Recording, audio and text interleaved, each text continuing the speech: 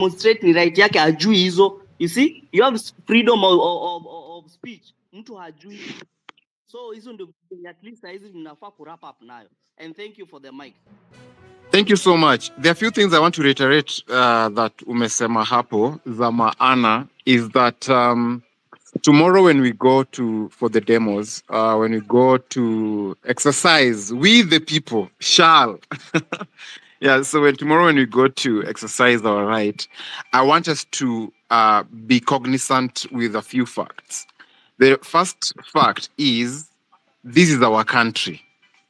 We have the right to protect protect every property that is out there. We should not stand out there to vandalize property. Okay? Us deciding to go to the airport is to kusimamisha vitu so that the government listens to us. Not to go and vandalize anything at the airport. No, we will not stand for that. We don't stand for that. Our movement doesn't stand for that. When we go out there, we are going to set a clear example. Whose mic is on and I'm speaking?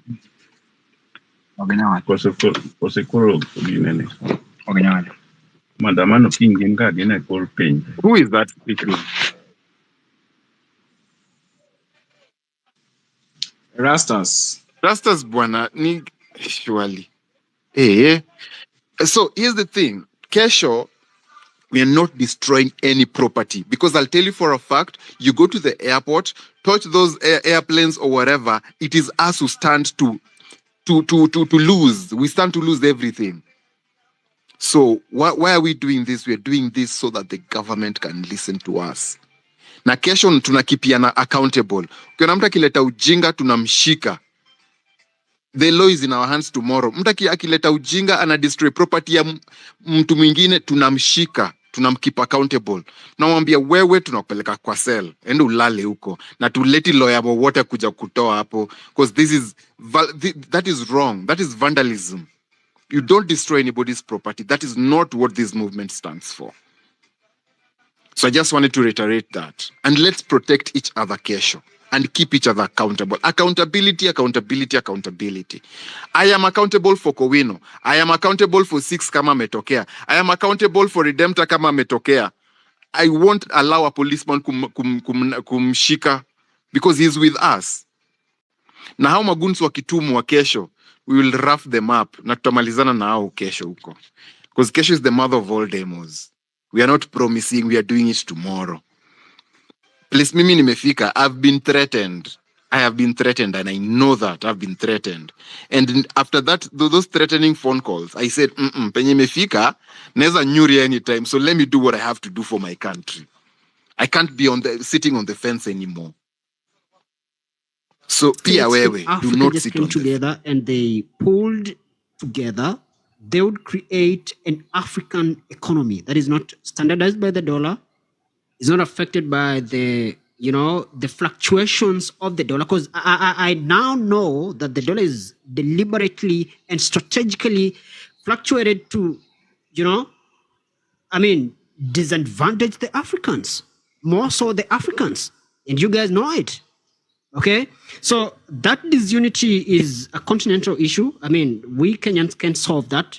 It should be solved by the whole continent. They can create a local African economy, something that values the labor of the African people.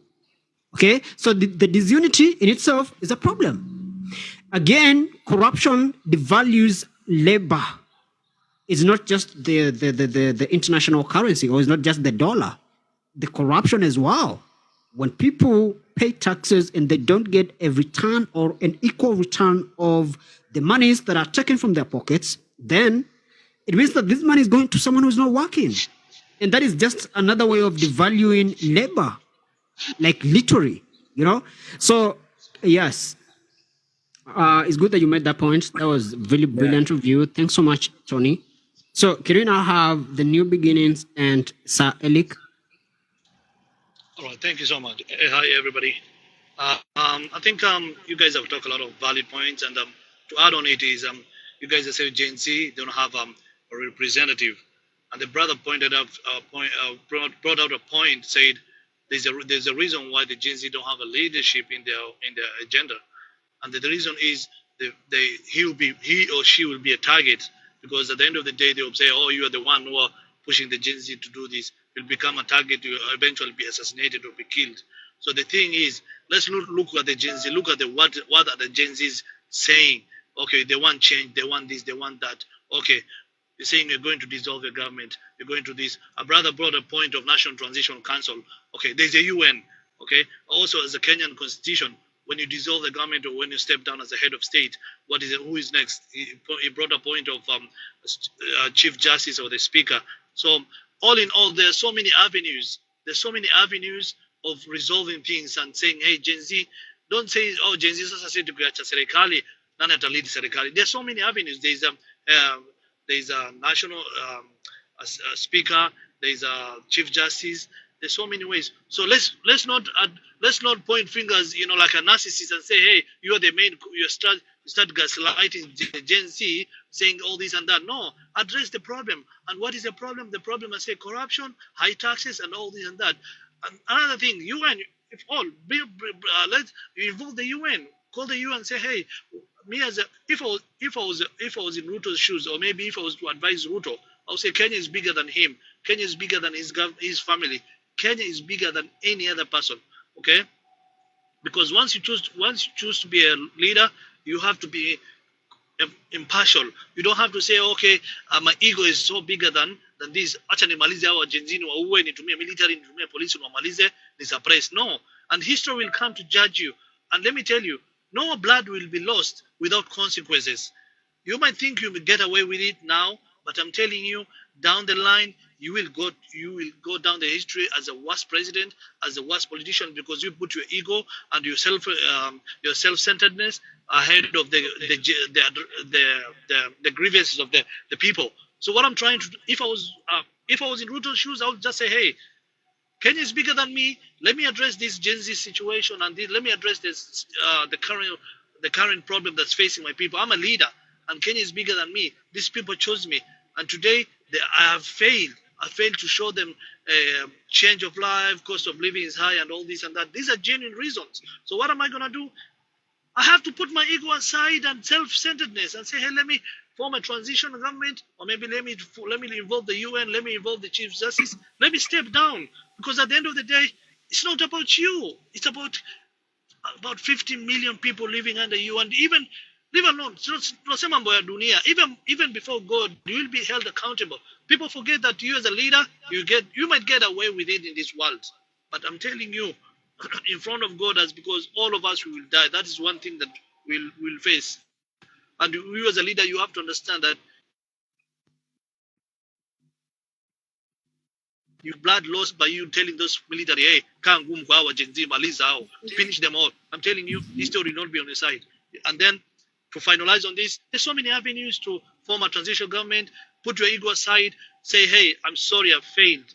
Okay, I failed you as a leader. Let me step down. Let's borrow a leaf from these Western leaders. When they fail, they resign. They accept that. They put their ego aside and say, hey, I failed. I'm resigning. And why? Let's borrow a leaf from these leaders who put their ego aside and say this and that. They resign and let the other leader take in for the better of the whole country, for the better of 50 million. But ukisema unatumia tu nguvu, utatumia nini utamaliza Gen Z, you might finish a few or thousands or whatever, but you will never finish the whole of Kenya. So I'm telling you, history will not be on your side, and there will be consequences for your hard suppression of the voice of the Gen Z or your own people that you are ruling. So there's so many avenues. Form a transitional government, call the opposition, involve the Chief Justice or involve the UN, whatever. Address these grievances, and then things has to be overhauled. We don't want the same faces again and again and again. Gen Z have told us we are tired. We are tired of having the same politicians who have been in the power for the last 40 years. There should even be a change in constitution. You cannot serve more than 2 terms as a leader. How are you going to be in power in politics for 40 years, 50 years? What is that? See, and then we need to stop the corruption. Whoever has money that is being stolen is not accountable in foreign accounts, has to be frozen and brought back. There has to be accountability. You cannot step down with no accountability. You have to step down, but also we have to recover all the stolen money. so that Kenya can breathe can get another oxygen to breathe. Okay, Kenya is suffocating. Okay, and who are suffocating Kenyans? These are politicians who are stealing resources. They're stealing in some forms of corruption, all this and that. So Kenya needs another oxygen to breathe. By this I mean we have to recover all the stolen funds unaccounted for by these politicians and foreign accounts related to it. Kenya has to start all over again, and this is what Gen Z are telling us. You don't paint a house which is burnt down and then make it look nice. No, you have to restructure everything. If the house is burnt down, put a new foundation, put a new pillar, everything new. Okay, we don't want old faces in the new government. We want new faces who are ready to work for the betterment of Kenyans. And I hand back. Thank you so much. Oh, yes. Thanks so much, New Beginnings. First of all, you have a very fluent English. That is, excellent review. And I mean, you made very, very profound points. First of all, let me reiterate what you said about the people that have been killed, especially in the protests. Okay. I clearly called out the government in its entirety. Okay. Not just the police force, the government in its entirety.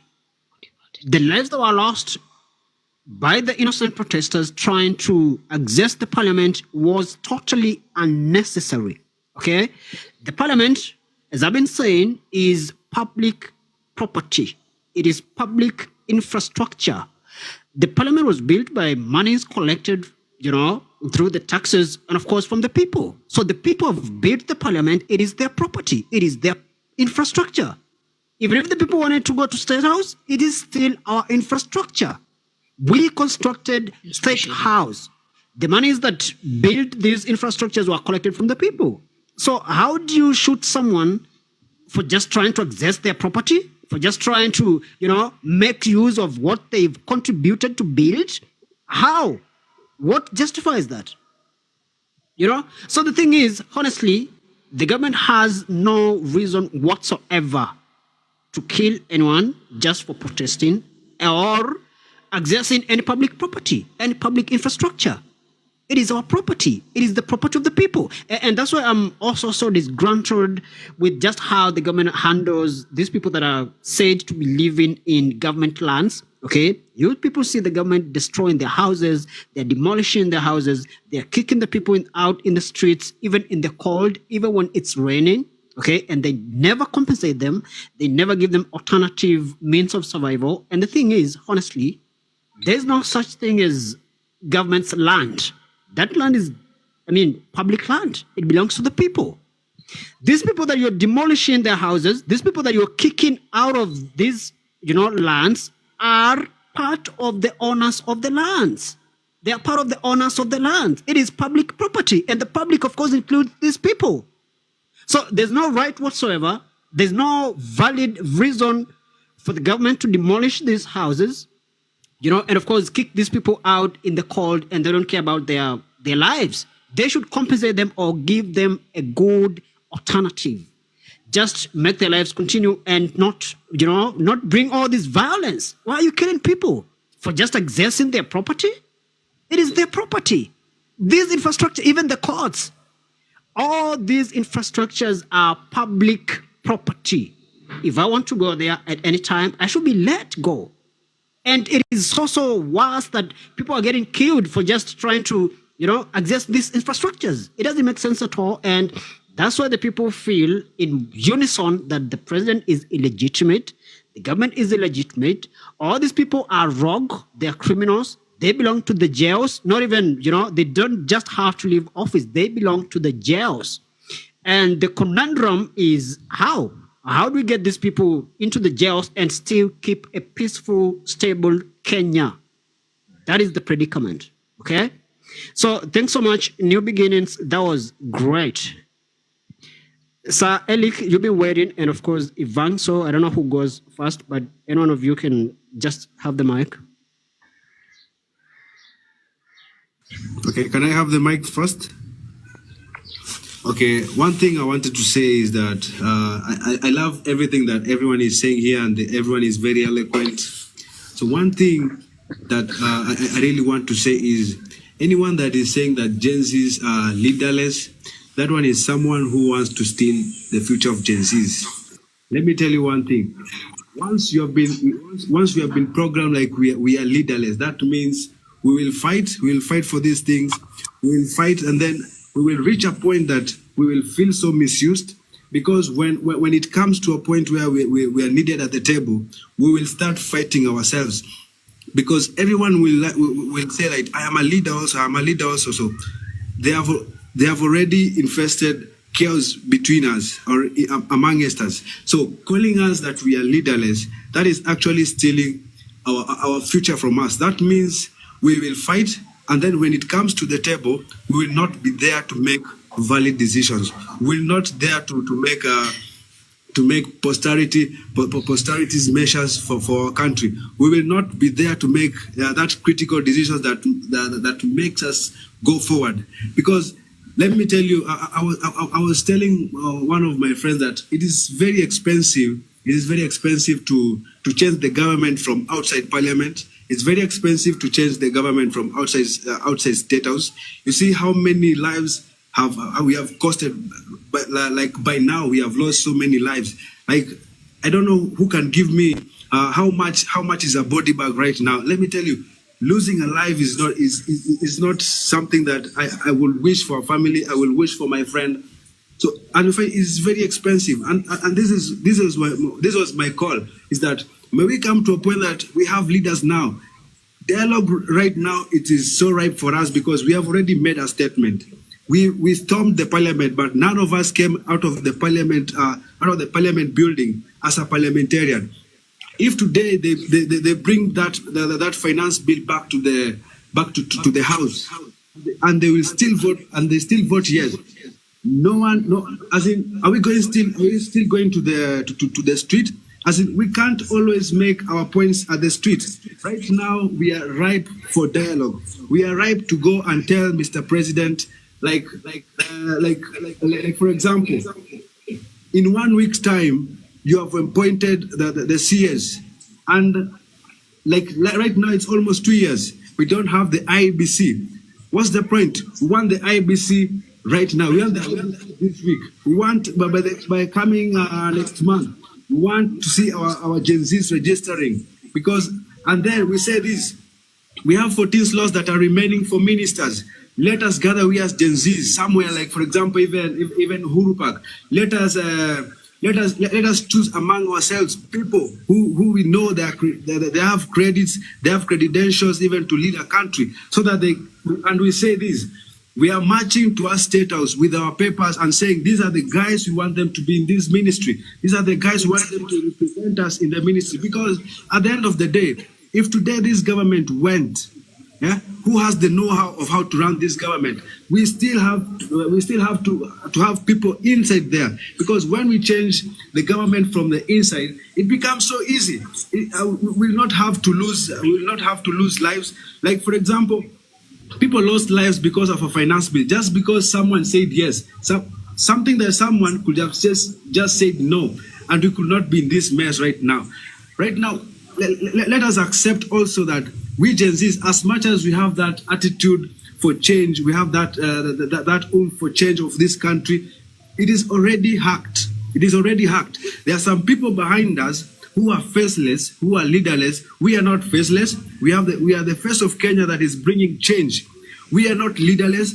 We have competent people who can lead us, who can articulate very well, correctly, whatever our grievances are, because right now, that opportunity is ripe for us. And that is the reason why people like the opposition leaders, they are going to use this chance, what we have fought for, and they'll go to the table. But for us, because we don't have anyone to go to the table, we will not table anything. So we will feel used. And let me tell you, we are not the first people used to change governments. Mau Mau was there, it was used. And after all, those people who took it, what did they do to Mau Mau? They criminalized them. And even these people decided to go to the forest. When you come recently, even the Mungiki was used, and after they were used, what did they do to them? They criminalized them, they killed them. Let me tell you, even today, if be as it may, that today President Ruto goes, even the one that will go in, like for example, if it's the deputy president or the one that will take over, I'm telling you, he will criminalize all the Gen Zs and they will kill them. And because he knows what these people are to my government. So my point is, let us change this government from within. Let us, okay, nice. Just 1 minute. Let us change this government from within. Let us push our Gen Z members to be in these ministries. Like we say, today we are coming with all our papers to Tachukua, so and so and so and so. We march to State House. We say these are the people that we want them in these ministries. We want the IBC to be reinstated now, because if you used 1 week to reinstate cabinet secretary, how about IBC? We want them now. Let registration start. Thank you. Oh, yes, Ivan, so just stay on. If you still have time, kindly stay on. I'll be coming back to you. So again, that was a brilliant submission from you. And yes, guys, as I just said, the predicament right now is just how can we get justice be done? Like, these people go to jail, account for all these monies that they've been borrowing and, you know, the expenditure, you know, the taxes that they collect and just how they spend it, okay? Have them account for the lives that were lost during the protests. Right now, we're even talking about people getting retrieved from dump sites. We don't know when they were killed, but again, that just paints another picture of just how complacent and incompetent the security forces are, or the whole government, because we don't even know if it's the police who did that or it's just criminal gangs doing all this mess and they're getting away with it, you know? So the thing is, yes, we need justice. We need these people to go to jail and still keep a peaceful Kenya. So the question is, how? And the fact that the Gen Zs or the movement is leaderless, that again is another conundrum. Like, how do you articulate issues? How do you forge the way forward? It's a problem for me. And that's why I'm having this conversation, because I really want to know what exactly the Gen Zs want. I have my own opinion. I have my view and, of course, perception of the whole thing, the whole concept. But, of course, I wanted to hear from you guys. So, yes, thanks so much, Ivanso. So, for now, I think Sir Elik should be speaking because you've waited for the longest time. And, yes, it's only fair that you speak. So, after you, I don't know if we're going to have Alan or Sam or Fidel. I don't know who came first, but please, for now, go ahead, Elik.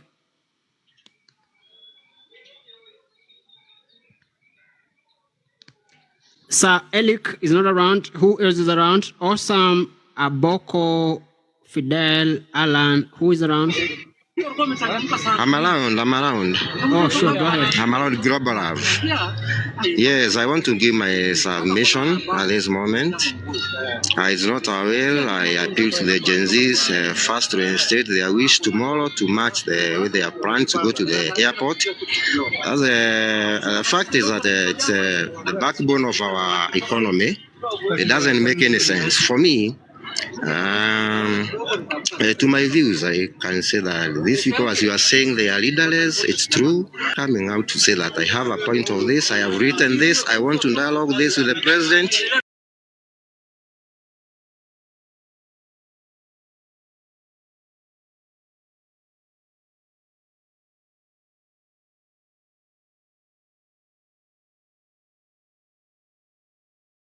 Of the word protest, good. I want to see a good movement of these guys. They have a leader. They also need to give their submissions in a systematic manner. They also need to have a disciplined way in the way they match themselves. The way they put some things on social media to reduce those insults. They should know that the president is there and the leader is always a leader. It is an example to them, and remember they have a generation which is following them. They have to read as examples so that they can be heard well. Global Love, I want to confirm to you that Ngich Mike, Ngich Mjamo, Boniface Ngige. Thank you so much, Wanyama, Ayo, and Kowino for holding this space. I have an request. I have a word of advice to one Osama. I don't know whether I can proceed. No. Niche, Boniface, I think you are not here when I said this, but we don't want to make this space about individuals, and we are not going here to discuss people who are not in this particular space. If you have an issue with Osama, please feel free to DM him or to tweet about him, because you are not going to address someone who is not here, who is not able to defend themselves. I don't know whether whatever you want to say is positive or negative, but this space is about tomorrow and not about Osama. Kindly. Thank you. Let me go ahead with the conversation of the day. Niche, probably the topic of today is about tomorrow. Yeah. Let's talk about tomorrow. Any other issues that happened in the past? I know. Those are side shows. Let's focus about tomorrow. Kabisa. Okay, let me go direct to the other day meeting. That is Bomet's issue. Wakati president huko. I want to congratulate those Bomet residents because walikoroga Sakayo mpaka akaenda mashinani ku address huko, and I think that's the motto yenye tunataka iwe kila mahali. And again, I want to say this for the record. Ruto asifikirie leo eti akikufa eti nchi imeisha hivyo, itabidi sasa sijui UN wa take over because he is the only person who can lead this country. And let this regime don't imagine it. If today this regime is not there, then Kenya is not there. Acha waelewe kwamba sisi tuko na tunapigania rights zetu. Ingawa they are not here to reason or maybe to do whatever you want them to do, of which is them to resign and have a regime that can run this country. Kitu nitambia Ruto ajua kwamba his days are number. As we speak, nimetoka Nairobi, by the way. Kwa wino nimekutext. Nimetoka Nairobi asubuhi. I'm on my way to somewhere, let me not disclose where. Na niliacha magari za jeshi zikitoka Lang'ata barracks zikielekea Jkia. Lakini kitu nimeshukuru Mungu ni kwamba those army guys wako na sisi. Hawa si police officers ambaye ni wajinga wanapiga risasi ovyo ama hizo tear gas ovyo. Me, I'm sure tomorrow mission itakuwa very successful na Sakayo anaenda kushuka very soon. Another thing, issue to do with churches. Let me speak this. Pia sisi wazee, sisi tunaamini Mungu na ni ukweli na tunapenda kwenda kanisa. But kama hizi makanisa zimebakia mahali hizo ndio zinaweka Ruto hapo ndio waone ni kama hako na followers. Si lazima tunaenda kanisa kufanya nini? Si kuomba Mungu, si kuomba pastor ama hiyo nyumba. We can stay home. Hizo kanisa zikoze followers. Zikoze hawa washirika tukae nyumbani. Kwanza tuwaachie Ruto kidogo kwanza wahubirie aokoke ama akose kuokoka, because we cannot keep entertaining this issue to do with churches every now and then. We have Muslim guys ambaye wako na mosque zao na they don't entertain these political things kwa hizo mosque. Why Christians? When tulirogwa na nani? Yaani mnafika to a point hata Mungu mwenyewe amekasirika mpaka tunakuwa na trema. Just imagine. Because God is not happy with the president, God is not happy with the churches, God is not happy with everybody. They have no chances to be employed. These things that they are destroying, these are the same premises that they can be standing. They have been given a very nice podium for them to stand and speak. Let them use a democratic way and a respectful manner, and they shall be honored. I, as a party, yes. So Eli, can you just wind up this? First of all, there's a lot of distraction coming from your background. Can you just finish? I mean, yeah, to widen up. Yes, to widen up, I would expect a very nice move tomorrow, which will have no brutality from the police and respect from the young people. Let them hold their banners well and move along while demonstrating, and we hope all will go well. And if there is any other grievances, let it be taken in a respectful manner, please. I appeal to the Gen Zs, respect our country, please. Don't vandalize it. We have a future tomorrow. Thank you so much, Global Love. You're welcome. You're welcome. So, first of all, we struggled a lot to listen to you, but yes, that was a good point. I understand where you're coming from, Mr. or Sir Elik. And the point is, honestly, the people feel that these dialogues have not worked in the past. It's been a repeat of the same mistakes. And when that happens, it comes out as a betrayal, okay? When the opposition joins the government, then there's no vigilant oversight. That's a fact. So the thing is, right now, as the man just said, the president opened, doors and windows for conversations, but the people don't want these conversations. This is the same thing that has been happening since independence. The people have always expressed their grievances to the government and they were never addressed. So the thing is, and I listened to you very carefully, Mr. Elik or Sir Elik, and the demeanor, or rather the direction that you're taking with your conversation or your speech is that the president should now go ahead and stop the protests by all means.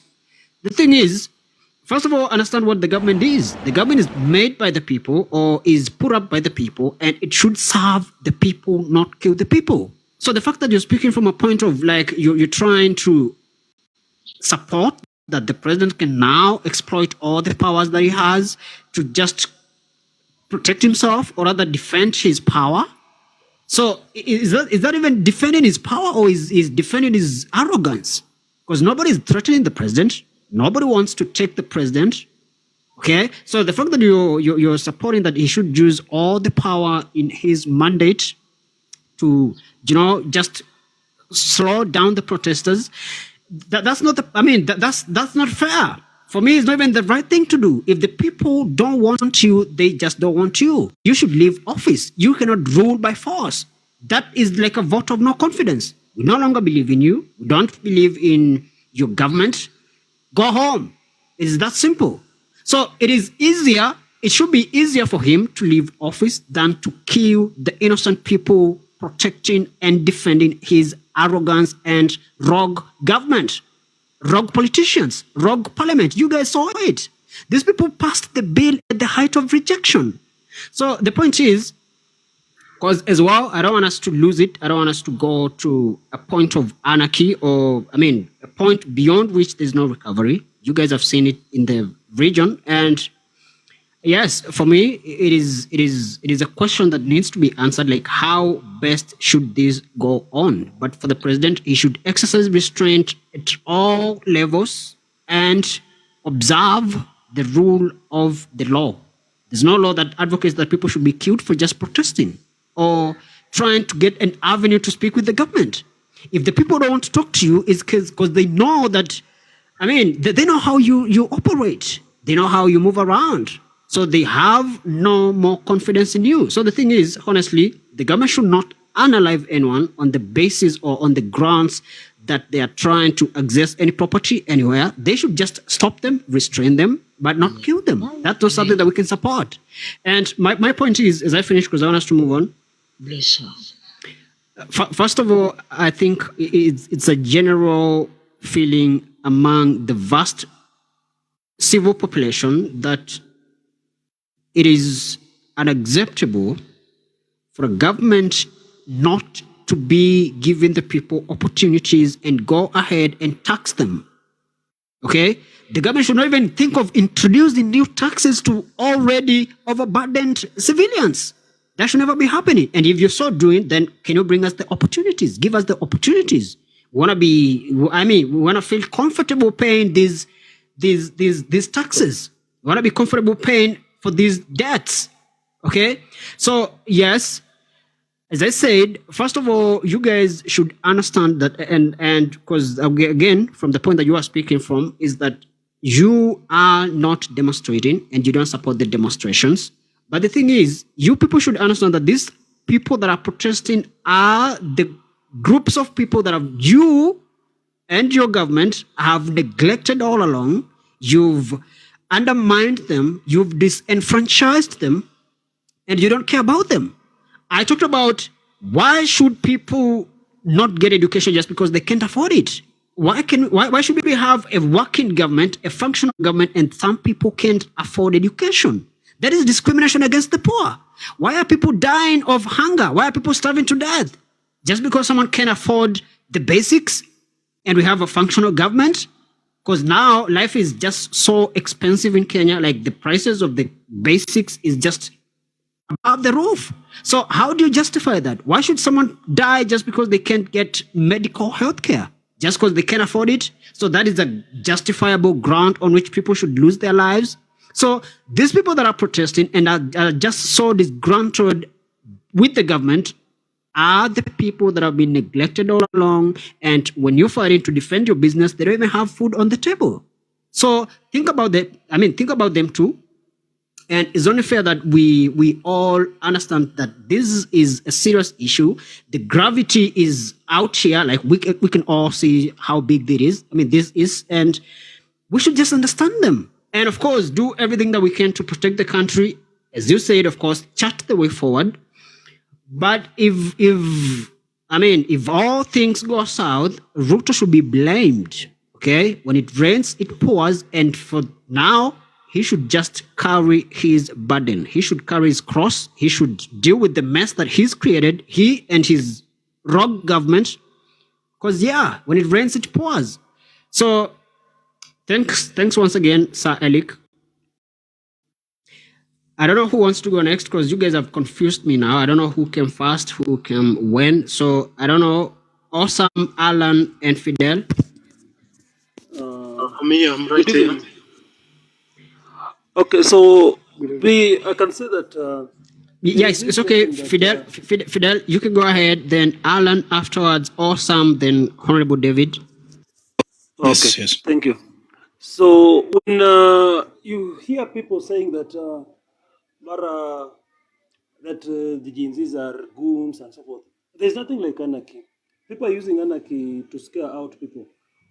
The government or our constitution has got there's that succession laws that we know that if the president is not there, there's going to be his deputy president. If the deputy is not there, then you're going to have the speaker, and then we do a re-election. Of course, that one might take time and is a tall order. People talking about dialogue, we just want basic things to be to happen. You want to go home, you need roads done. You want people asking for IDs. Can you be able to access their IDs? You are looking for birth certificate, good conduct certificate. Why is it taking a year for you to get these particular items? And then it's going to expire within 6 months. The period of waiting for this particular item, people are talking about looking for passports. We cannot be able to find these items. These are basic items. So must you go to a dialogue for those things to happen? When you talk about corruption, here, everywhere in the county government, in the CDF offices, in the state, and almost every place, you're finding that corruption is becoming so rampant. We don't need to negotiate. So how are we negotiating to talk about corruption? Are we going to tell people, this is corruption, this is not corruption? We cannot define corruption. Those are things that are there. There are laws that this country has.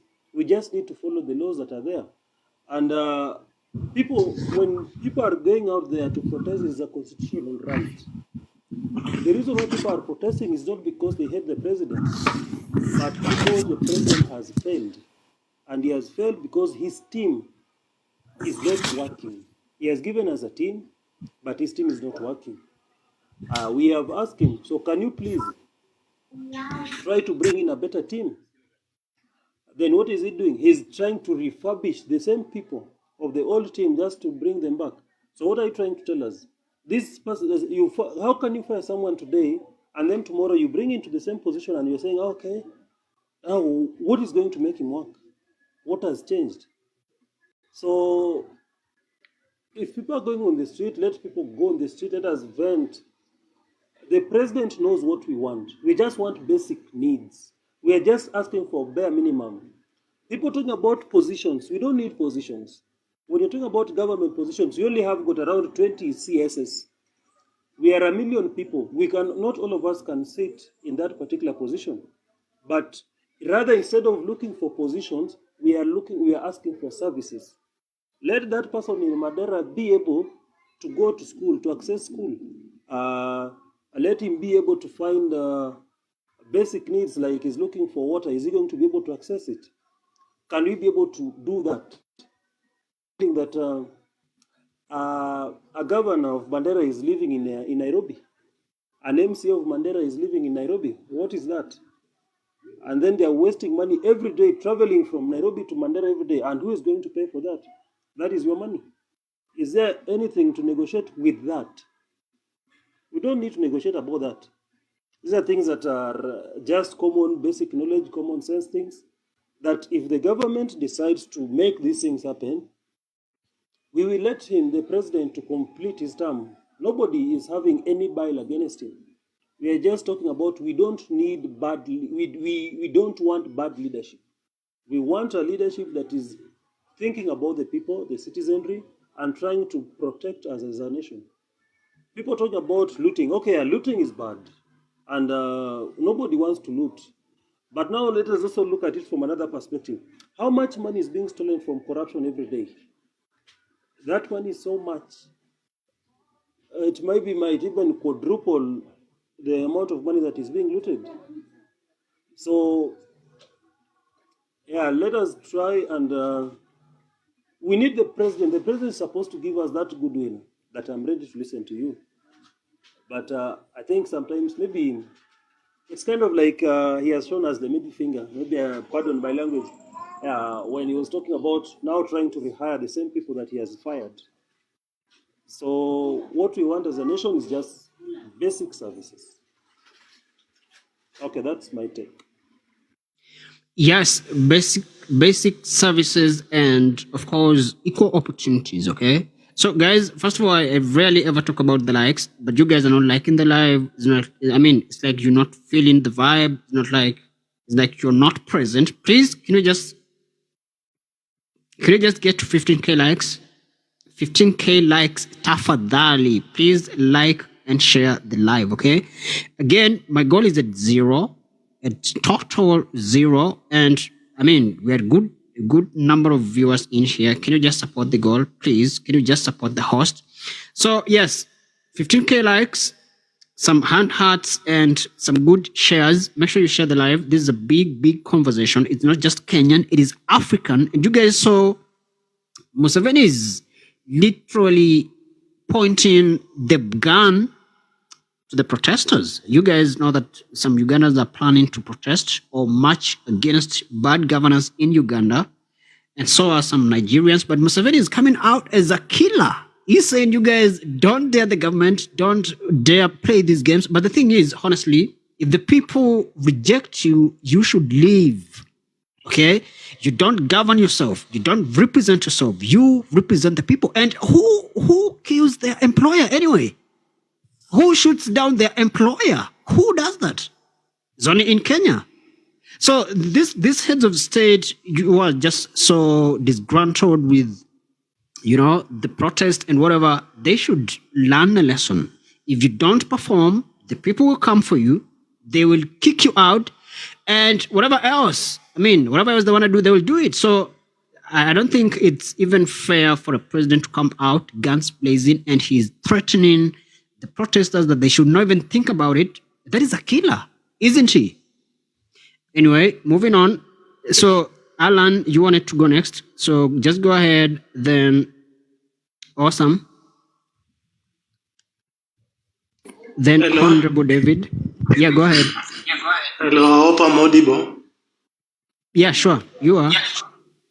For me, the Gen Z, all about Gen Z movement is not about gaining power or anybody gaining those seats. They're just up to for leaders just being corrupt-free country. We just need a corrupt-free country, leaders with integrity, so that our future generation can have assurance of what they want or what they will be, for them to have assurance to have a good life in future. For instance, let's talk about dialogue. Dialogue, the only thing that dialogue can bring to a table is just a simple document you sign and forget the main agenda that brought that dialogue. So dialogue is just simply a sheet for me. I don't know the others people view. When you come to integrity, the leaders in the government, they don't have integrity at all. You find somebody bragging. How can you call yourself for instance, I just saw a tweet, so I don't want to mention the name. You call yourself Simba, right? What have you done? What have you done for Simba, for Kenyans?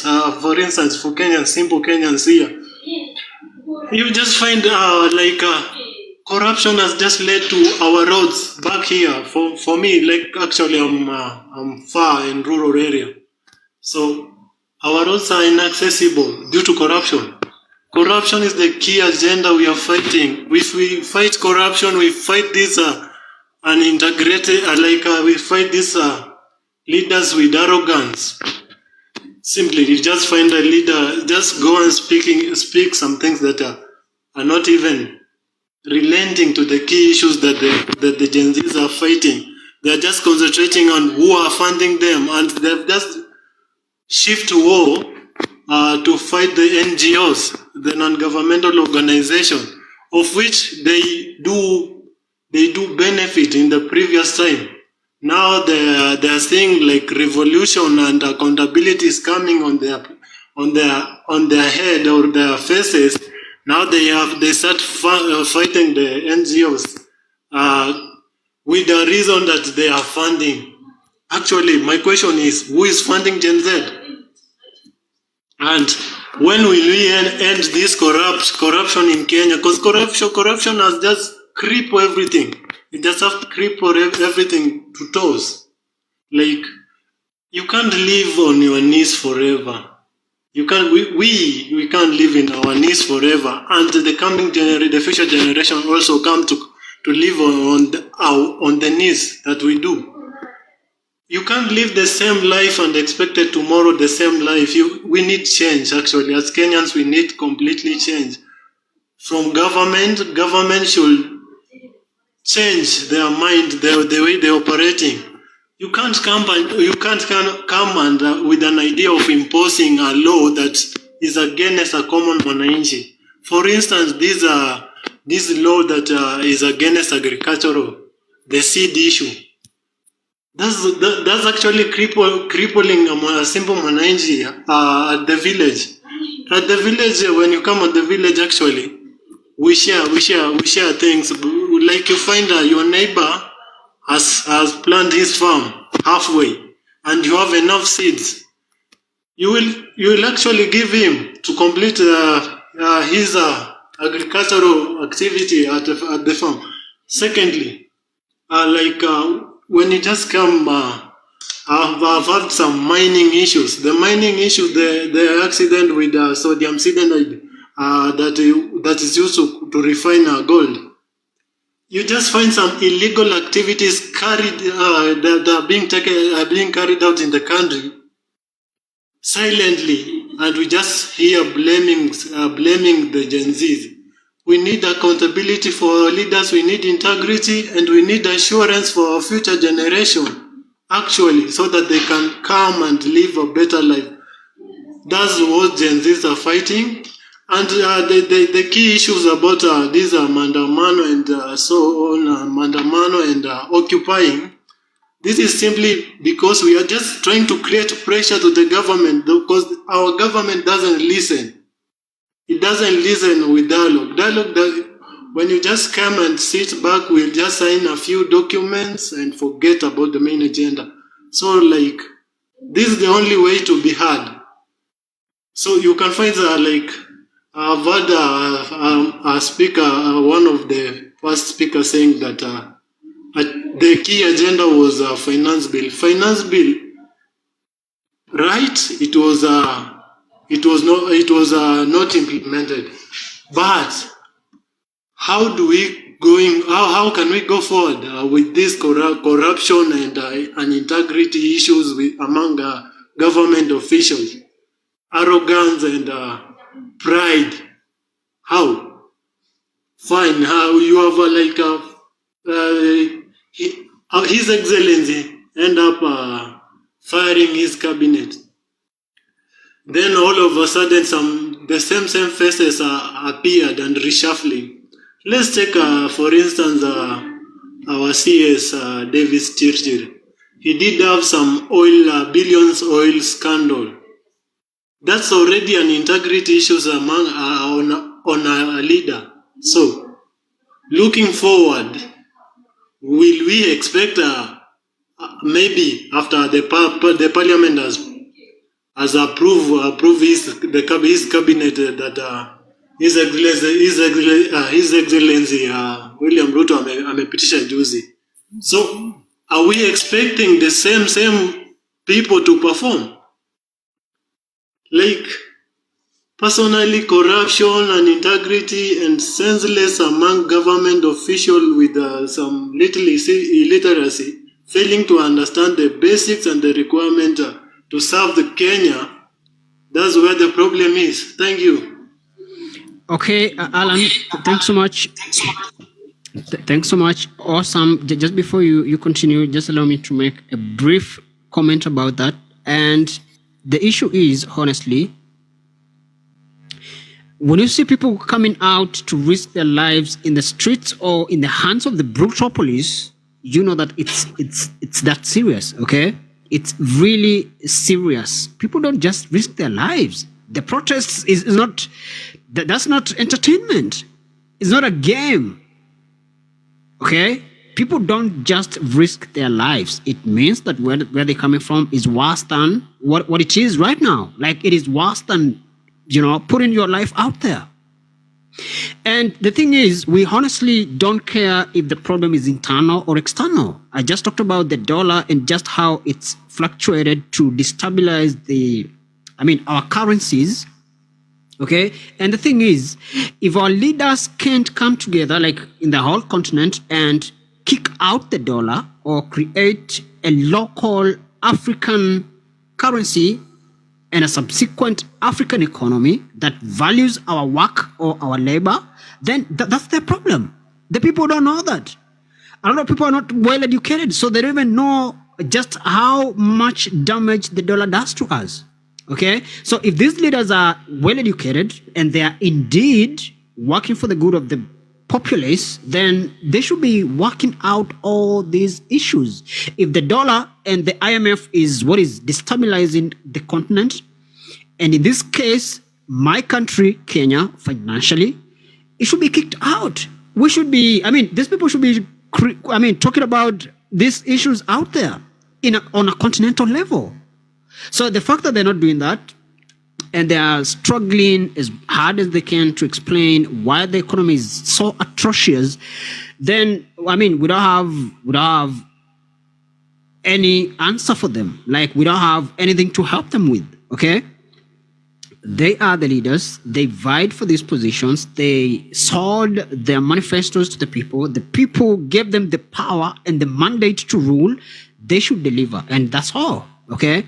So, yes, towards this end, tomorrow, the Kenyan protesters are planning to occupy the JKIA. That's the biggest international airport that we have in the country, and they want to go there because the agenda is basically to cripple the economy. They want to bring the economy to a total halt, a standstill. Because if the government has been collecting taxes and they don't, first of all, they don't account for the same. They don't, invest, or rather they don't give back to the people what they collect, then the people have saying clearly, if you guys don't account for the taxes that you collect, then you shouldn't collect anything. And that's just a desperate move. That just paints the desperation in these people's lives. Like they've said towards this end, would rather bring the whole country down than continue working for some few people, or working with a government that works against the vast majority of the people, and of course for a few elites who are up there. Okay, when life gets unaffordable and the people go hungry, the minds fly out of the window. The brains fly out of the window. People don't think when they're hungry. For me, I've been saying clearly, I don't go to protests. Okay, I believe that there are other things, or there's a different way that I can still be very active and be present in this war against the government. But these people who are risking their lives out there are just telling it all. They're just painting the whole picture. Okay? That it is dire, it is that bad, and something needs to be done. Ruto must go. The government needs to be reshuffled. And again, some of these, I actually don't think that these laws work. Listen, I just said earlier on, in 2018, the cumulative loss that was reported from graft and corruption-related cases was 13 billion Kenyan shillings. That was back in 2018. That was 6 years ago. You don't know how much more we've lost in the past 6 years. And in that 13 billion, none of these people were successfully prosecuted to the point of conviction. Actual money is disappearing from the dockets or the ministries, and no actual culprit is successfully convicted. How? How does that happen? Actual money disappears, but there's no one to account for it. There's no one to answer these questions. So that law that does not hold, or rather allows these things to happen and still have these people in the government, should be scrapped. If the auditor confirms and ascertains that indeed such amount of money has been lost, or some amount of money has been lost in your docket, you should be made to pay. The judiciary, I believe that the judiciary is not well working. It's not functional. How can we have actual cases, actual monies being lost or disappearing from these ministries, and there's no actual culprits? There's no actual convicts. How? That shows that the judiciary is clearly out of office. It is out of order. It is dysfunctional. It is dead. That's the Kenyan judiciary, okay? And of course, it shows you that the whole line is corrupt. It is rotten to the bone. Because it's not just the judiciary. It is, of course, partnership with the executive and everyone else who is involved, really. So, yes, when it gets to this point that the people can't afford their lives normal and they go hungry, the brains also fly out of the window. So expect that the people will revolt, and they will do so. Of course, some will misbehave, some will be senseless because they're hungry and angry. They don't want to listen to any of this BS that you've been feeding them all along, and now it's time to answer some questions. So for me, as I said, I'm very skeptical about tomorrow's event. I honestly don't want any one of us to lose their lives. I don't want to lose my brother. I don't want to lose my sister. I don't want any one of you to lose their businesses in the hands of the looters, the hungry and angry rioters, because that's been happening a lot. At the same time, I don't want a rogue government to continue in power. It is a predicament, but yes, things have to be done anyway, anyhow. Awesome, you've been waiting. It's only fair that you speak. Then Guya. Okay, let me just start and then I leave him. I will be listening as he do his submission, if you don't mind. Okay. It's okay. Yes, thank you very much. What Kenya now wants, Kenya wants a new dispensation of good governance accountability. Actually, we do not need the basic things which people say. We've gone beyond that because Kenya's capability, what we need is a good life, a luxurious life that all Kenyans should live. That when you attain 18 years, you can leave your parents and start your own life. If you cannot start your own life, the government should provide for it because we have the resources. Ruto does not represent the new Kenya we want. This is a slave in the play put in the palace in the modern world. He represents the white, the West, and is working for them. It's not working for us. And I want to justify this. There are many things now happening in Kenya which many people do not know. As we speak right now, we have many important minerals that the American and the British and the France and the West want. And the only person that they know can give them that, because he's a puppet and a useless man with no vision, a thug who does not know anything, who can be manipulated to dance just for the tune of the West, is this rogue man called Ruto. He has to go. He has to go. Just 3 days ago, he hit his own citizens with his own feces. Imagine the president he hit us on our faces with his own feces by recycling people that, of course, have no integrity. How could you dismiss? And he gazetted them and explained even in the Gazette notice, the government Gazette, why he dismissed those people. Just within all of a sudden, he reappointed them. What does that one tell you about this thug? Is he a guy that you need to negotiate with? He's a useless man. You cannot negotiate. He does not know what Kenyans want. He admitted yesterday when he was at Bomet that indeed he's a fool. He does not know what the Gen Zs need. He admitted with his own lips. What the Gen Z need, the people are telling him, we need good governance. Who does not know that Kenyans need good governance? Him, he says, he does not know that. Is that guy worth to be a president, a leader? He calls of dialogue. We've had many dialogues. Let me tell you, after 2007, there were many dialogues that were set, and many commissioners were formed. We have the TGRG report, we have the Ndungu report. The Ndungu report is to resolve the historical land issues, injustices. Those reports are gathering dust in State House. There is a TGRC report that model was adopted from South Africa to bring a reconciliation in Kenya. It is just gathering dust in the State House. What kind of a dialogue that anybody needs now? We have things, we have the mechanism. What we need is just somebody who can implement these things that people want so that we can have a just society, a society that treats its citizen equitably and fairly. In his appointment of the principal secretaries are of his own ethnic community. Almost the 60 parastatals that we have are his own ethnic community. Is that person somebody that you can still sit down that you are dialoguing with? Only a stupid man can still give Ruto a chance. Only stupid man can still give this motherfucker a chance. He doesn't deserve it at all. He has manifested all sense of foolishness. The worst thing is good to know that you are a fool.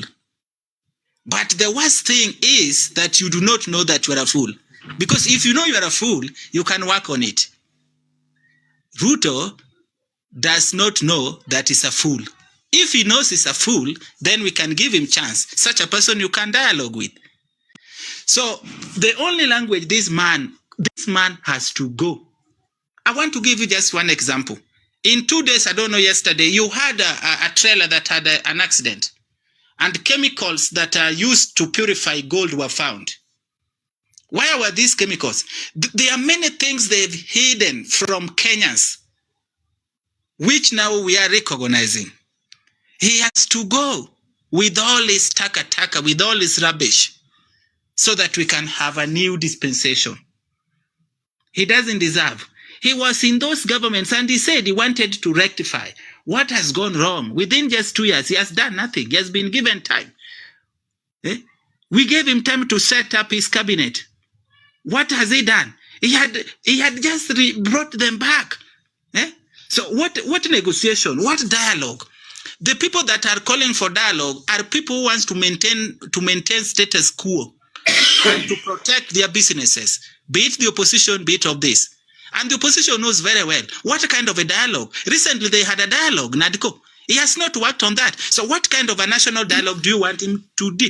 What we need is implementation of the constitution and let the law take its course. Those who are corrupt. Remember, he has appointed a man in the office of the DPP whom he controls. If he wants your case to go on, he calls that director of public prosecution to go on with your case. If he doesn't your case like his cronies, he tells that guy to withdraw their cases. The deputy president, his case was withdrawn, and is now swallowing in over 200 million. So what dialogue do you want with this thug? What dialogue, honestly speaking? So this is the end of my submission, and I summarize by saying the Gen Zs get out in the street. No freedom that comes without a cost. People must die. But if you look at them, they always just focus on the property, a house, that all people, the property are being destroyed. Property can be restored. But what about the lives that the police have caused? Can you restore a life? Even Amsterdam was bombed into ashes, and the entire city was made into rubble. But today, when you look at those, they've been rebuilt. So don't tell us nothing. And I hear some people telling us here, oh, Gaddafi was removed. So when this tag is removed, Kenya will also be like, no. Let it be like that, but we shall build it and make good system to work. These are just things to scare people so that this tag can continue being on power. He has to go. Go. When I look at his picture, I feel like vomiting. I hardly watch him. Go. We don't want you. Thank you. Thanks so much, Guya. That was a great submission from you. And it seems you're really well informed about the government operations. And yeah, it's good to have such value in this conversation. So thanks so much. I would like to say something, but it's only fair that we have Awesome first and David before I talk, because I always have a lot to say. And yep. So Awesome, are you around? Awesome is not. David, are you around? Yes, I'm around. Yeah, sure. Go ahead. Yes, Mr. Grobo. You're welcome. Yeah. Thank you. I would like to contribute on this same Gen Z's issue because it has been taken as if it is a one generation's agenda, which is not. When the Gen Z's came, they did not come to become the president. Neither did they come to make a point of having a dialogue with the government. Whatever they want to do, and I'm one of them, in fact, it is to air out their grievances relating to the government expenditure, relating to the government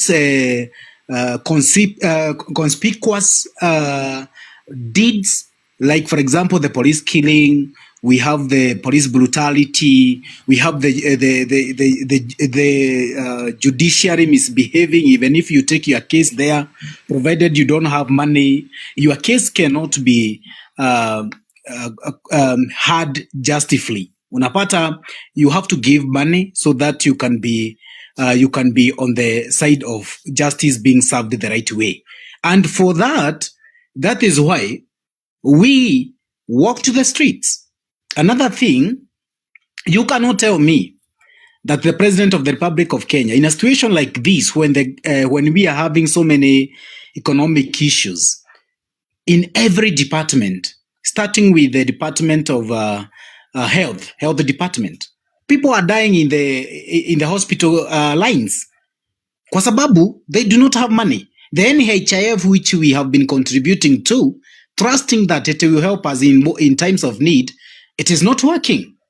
Why? Because all the money which we contribute monthly, others annually, we even sacrifice our luxuries so that we can pay the NHIF in an annual way. Tunalipa hiyo 6,000 zote kwa sababu you are contributing from your personal level.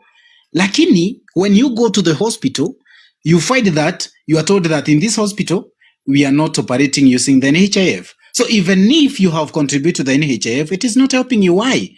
kwa sababu those hospitals, the government is owing so many hospitals the NHIF funding, illegally. This is corruption. Unapata hiyo pesa haiko, ilitumiwa kitambo. Walitoa sasa, they changed the NHIF to SIF. Why? Because they want to loot all the money, all the fundings which were in the NHIF coffers. That is why they are changing. Because if really NHIF has got a problem, they could have come down, look at the problem, remove the problem, and make NHIF a doing organ. Kitu ingine, the president has traveled all over overseas so much. The exorbitant expenditure costs is too much. And this is only exacerbating the livelihood of Kenyans. Why? Whatever the president is using, walking around with his girlfriends, walking around with his kids and kids, walking around with his daughters and sons, walking around with his friends who are not adding anything to the economy of Kenyans. And talking about the economy of Kenyans, we are talking about those people like I who are living below poverty line. Watu ambao wanalala, they depend on the dump sites. Sometimes unapatanga mtu anatembea, anaenda pale kwa dump site. I remember kuna wakati tulikuwa tunaenda kutupa takataka. By that time nilikuwa nafanya kazi na hawa watu wanaokota takataka wanatupa. I was a driver of that lorry. Huyo jamaa alitukereresha, akatuambia, as you walk collecting these takatakas, tell those people, your clients, waache kuchanganya ugali, waache kuchanganya mikate yenye wanatupa na diapers, because hii chakula ni yetu. You can imagine how I felt from that level. And someone is there showing off his very expensive watch, showing off his very expensive coat and jacket and what have you, in the mindset that he is well privileged because he was chosen and elected in as the president or the CS or what have you. They have made us think that, like for example, me, I'm a Kikuyu. They have made us think when Moses Kuria, who is a Kikuyu like me, is sacked, it is as if all Kikuyus have been sacked. Forgetting when Kuria was the CS, he was not our CS. Why? He never played the role of making sure that Kikuyus are comfortable. Comfortable in which realm? Kikuyus are business gurus. We depend on business. Sisi ni watu wa kuzalisha pesa. Sisi ni watu wa kuzalisha biashara. So if Lily Kuria was one of our own, like he is trying to make it look like, he could have come up when he was the Minister for Trade with good trading policies, which are encouraging the local investors to be able to invest from. Kama mimi, if I am well talented in agriculture, so I only need an extension officer who can come to my from the district agricultural department, akuje anifunze kulea jugu kalanga kama kwetu inaweza fanya, kulea boga vizuri kama venye inastahili, ili hizo boga alafu make sure we have been taken through civic education which will enhance and facilitate inter-county business policies, inter-county business flagship, ya kwamba boga zangu nikilea zinazatolewa Kiambu na zipelekwe Garissa kwenye hawalei boga, alafu nitolewe nyama Garissa kwenye wanalea buzi na nguruwe na kondoo na what have you, niletewe Kiambu. Inter-county business initiatives. Lakini hakufanya hivyo.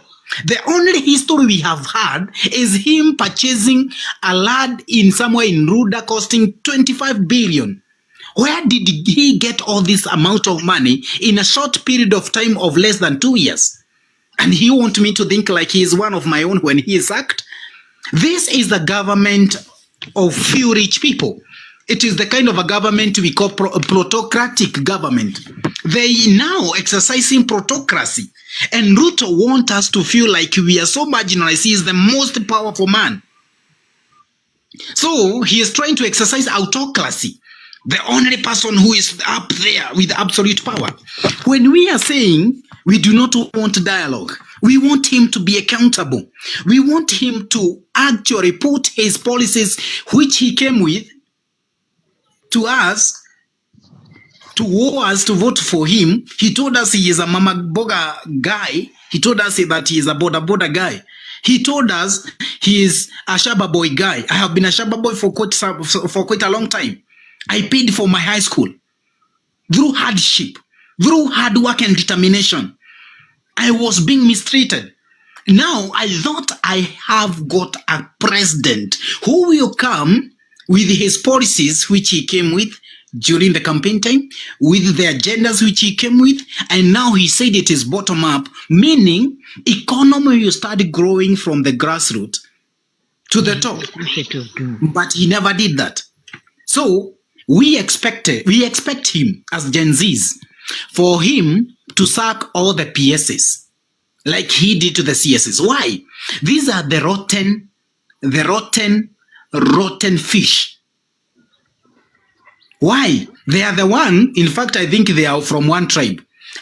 We are expecting him to sack all the PSs. We are expecting him to sack all the parastatal heads, starting with the KEMSA, going down to the Kenya Power, going out to every department. We want to see new faces which want to serve the people. We are expecting him to cut the expenditure of the parliament, of the Senate, to cut the expenditure of every department by doing what? You cannot tell me that my MP is earning 2-point-something million per month and every sitting he is being paid 5,000. Yani mimi nakupea kazi alafu nakulipa kufanya hiyo kazi. Na wakati unafanya hivyo, alafu kuna pesa zingine, MP anapeangwa pesa za bibi yake na za concubine wawili. Can you imagine? Alafu anapewa mortgage. Alafu anapewa mortgage ya nyumba. Anapewa loan ya gari. Can you imagine?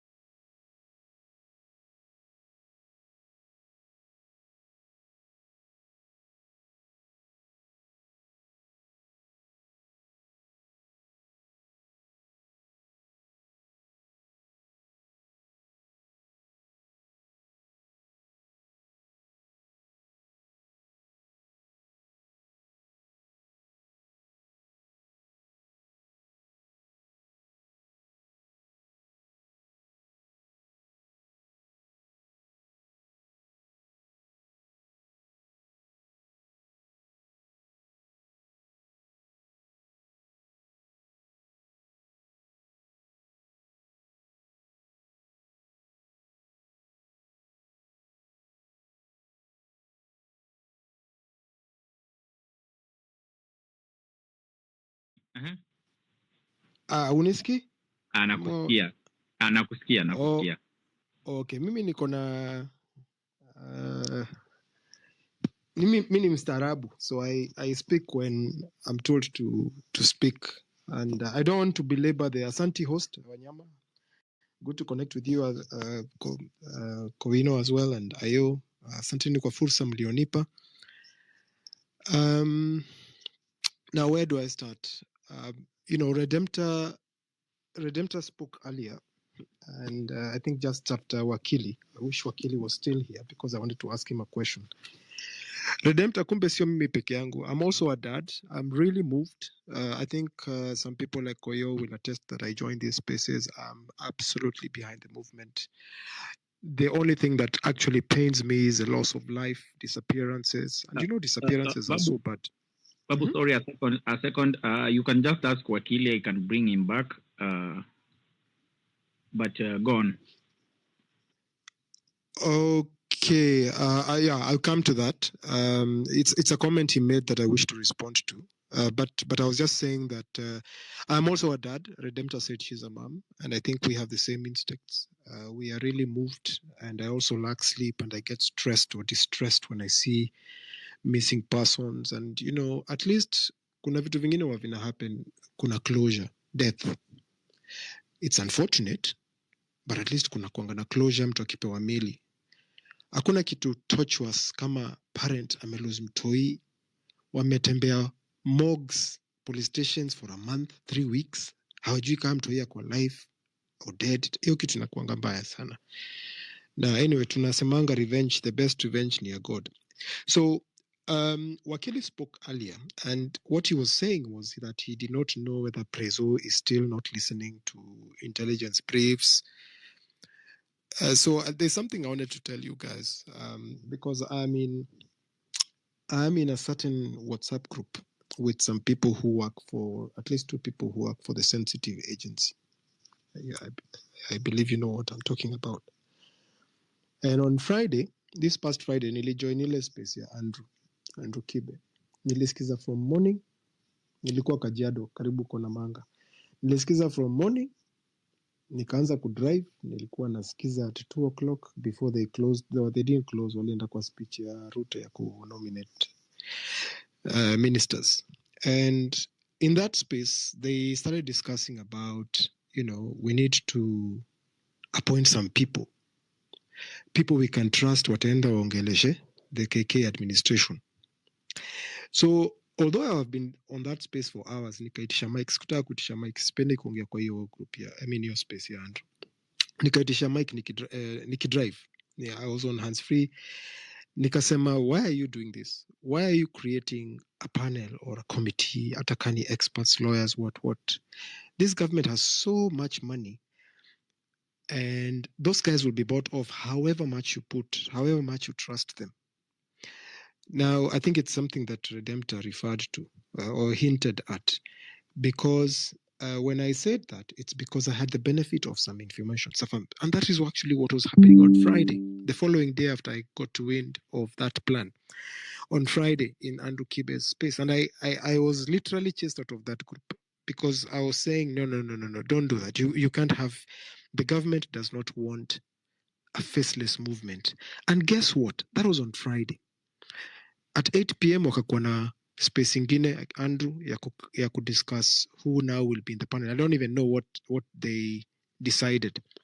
On Saturday, some of the guys who were in Andrew Kibe's space, and maybe some of them are here, I don't know, they inboxed me, DM on Twitter, and I told them why I said what I said, and they were like, no, this thing can't go on forever. And I was saying, no, you don't want to have faithful, for lack of a better word, a delegation.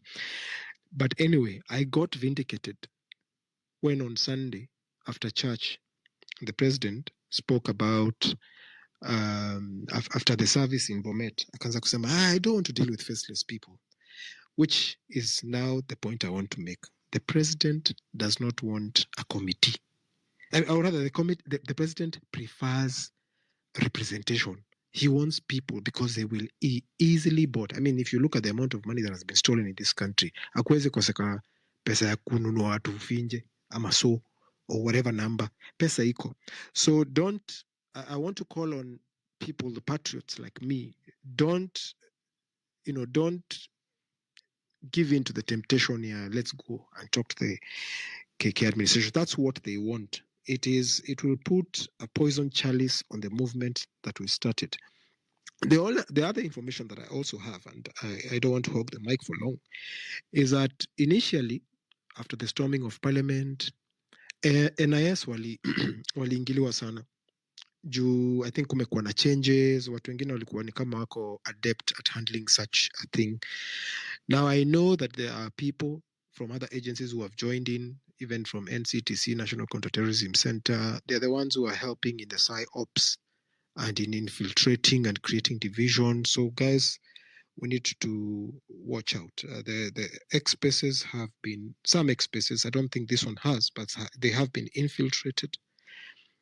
They're using influencers to do that, to create strategy model. Strategy model ni basically strategy confusion.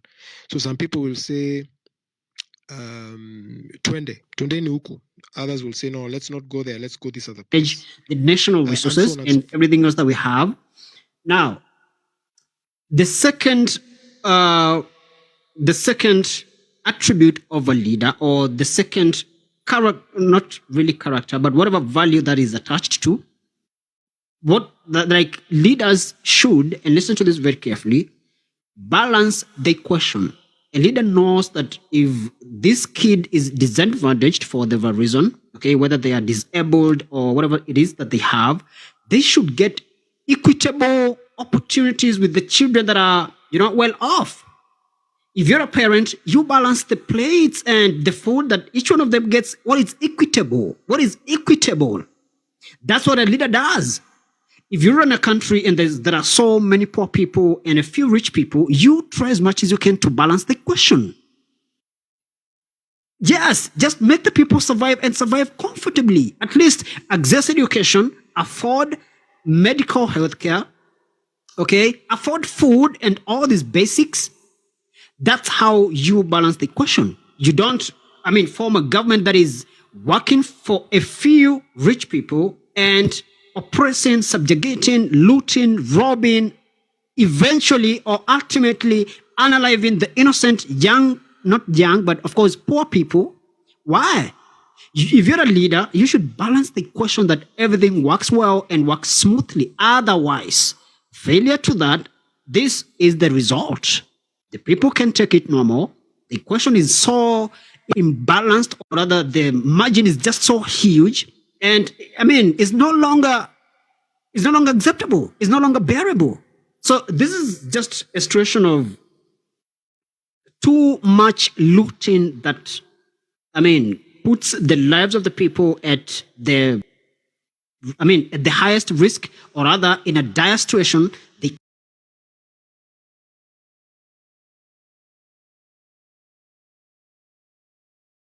can't help themselves. They can't get things working, and for that reason, they do things desperately. Nobody wants to get a bullet just, fighting for their rights. Nobody want to be shot, naturally. Okay? From a point of desperation. What is this? The whole world is watching. All the people coming out to say, and they're coming out without a leader, without a central point of, incitement, or central point of mobilization, a central point of whatever. So that shows clearly these people are against you. They are fed up with the BS that you're doing in that office, and it's time to pack and leave. Okay? As I said, the biggest problem that I have personally is just how we're going to move forward from this, because it's taken so much lives, or rather so many lives, done so much damage. At the end of the day, we're going to pay for that. But there should be a way forward. So what is the way forward? What is the end result of all these protests? Because for me, the protests are warranted. The grievances are genuine and valid. But the government won't let it, go smoothly. They want to shoot you dead. How and why? you know. So awesome. You've been waiting for the longest time. It's only for the now you speak if you're ready. And Baisa, thanks so much for coming up. You have your camera on. I know you today you have so much to say. What's up, my nigga? I'm good. Let's just have awesome. Then you go next, please.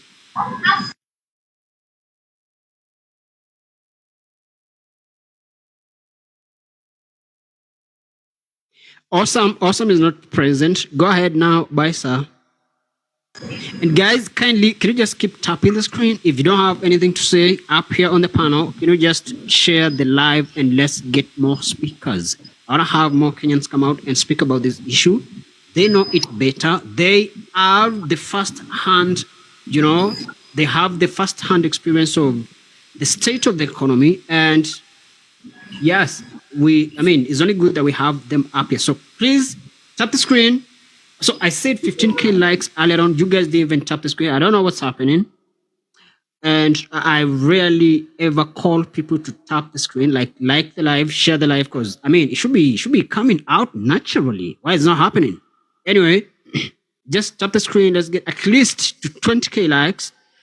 And my goal is still waiting for you guys. I'm still waiting for 29 more hand hearts. So if you're feeling this conversation, if you're feeling this platform, if you're feeling the host, please support this conversation, support this live stream, okay?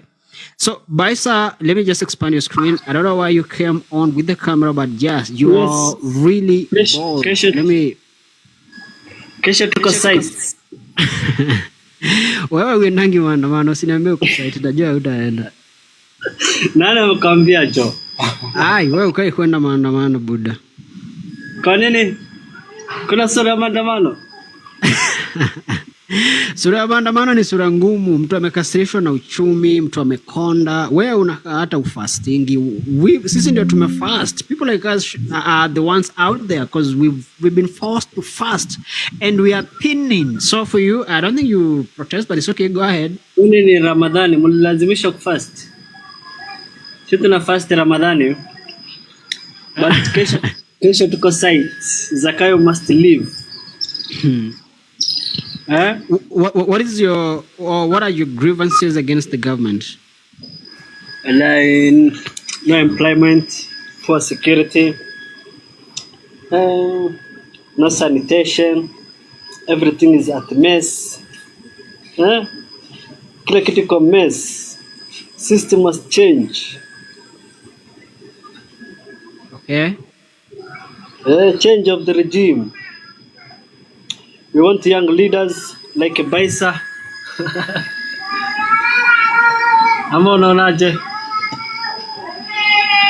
Young leaders like a Baisa. Who is you? Oh, really? Okay. Inshallah mtu wangu na kugotea sana. We support the protests. We support it. Zakayo must understand Kenyans are facing hard times. He should do something. He promised to the people heaven. Watu wanaogelea hell. Yeah. So big up my guy. What you're doing is great. Fight for us. And Baisa is gonna fight for you too, nigga. Yes. Thanks so much, Baisa. And we just not fighting. We educating the world on what's happening in our country. We're raising the awareness and we're just letting the world know exactly what Ruto is doing to the country. So yes, thanks so much for coming up, saying hi, and of course una support maandamano yawe ya amani tafadhali. Wewe najua uwezi loot because you don't look like, but yes, mimi najua tu niko na mazombi wa huko nje, so disgruntled and they just can't help it, you know. They just have to do it. So it's unfortunate, it's unwelcome, and yeah, it's just a bad thing that Ruto is doing. So yeah, thanks so much, Baista. Someone saying in the comments, One Africa No Border saying, Global, you need to be more strict towards what you want or what you need. What exactly do you mean, One Africa? Global, can I say something? Yeah, sure. Go ahead, NFD. And One thing about Ruto, what he did right now, even if he gets out,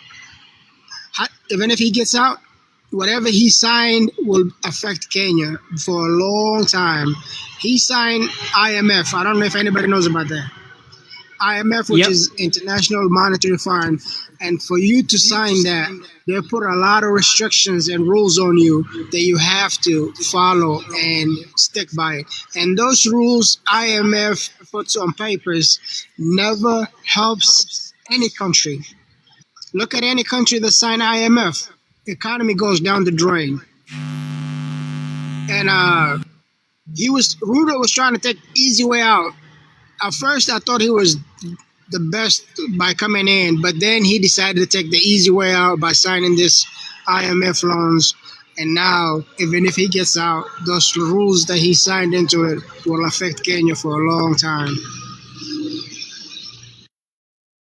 I'm gonna go on mute. Yes, what you said is true, Mr. NFD. So the the IMF was at the center of the drafting of the Finance Bill 2024.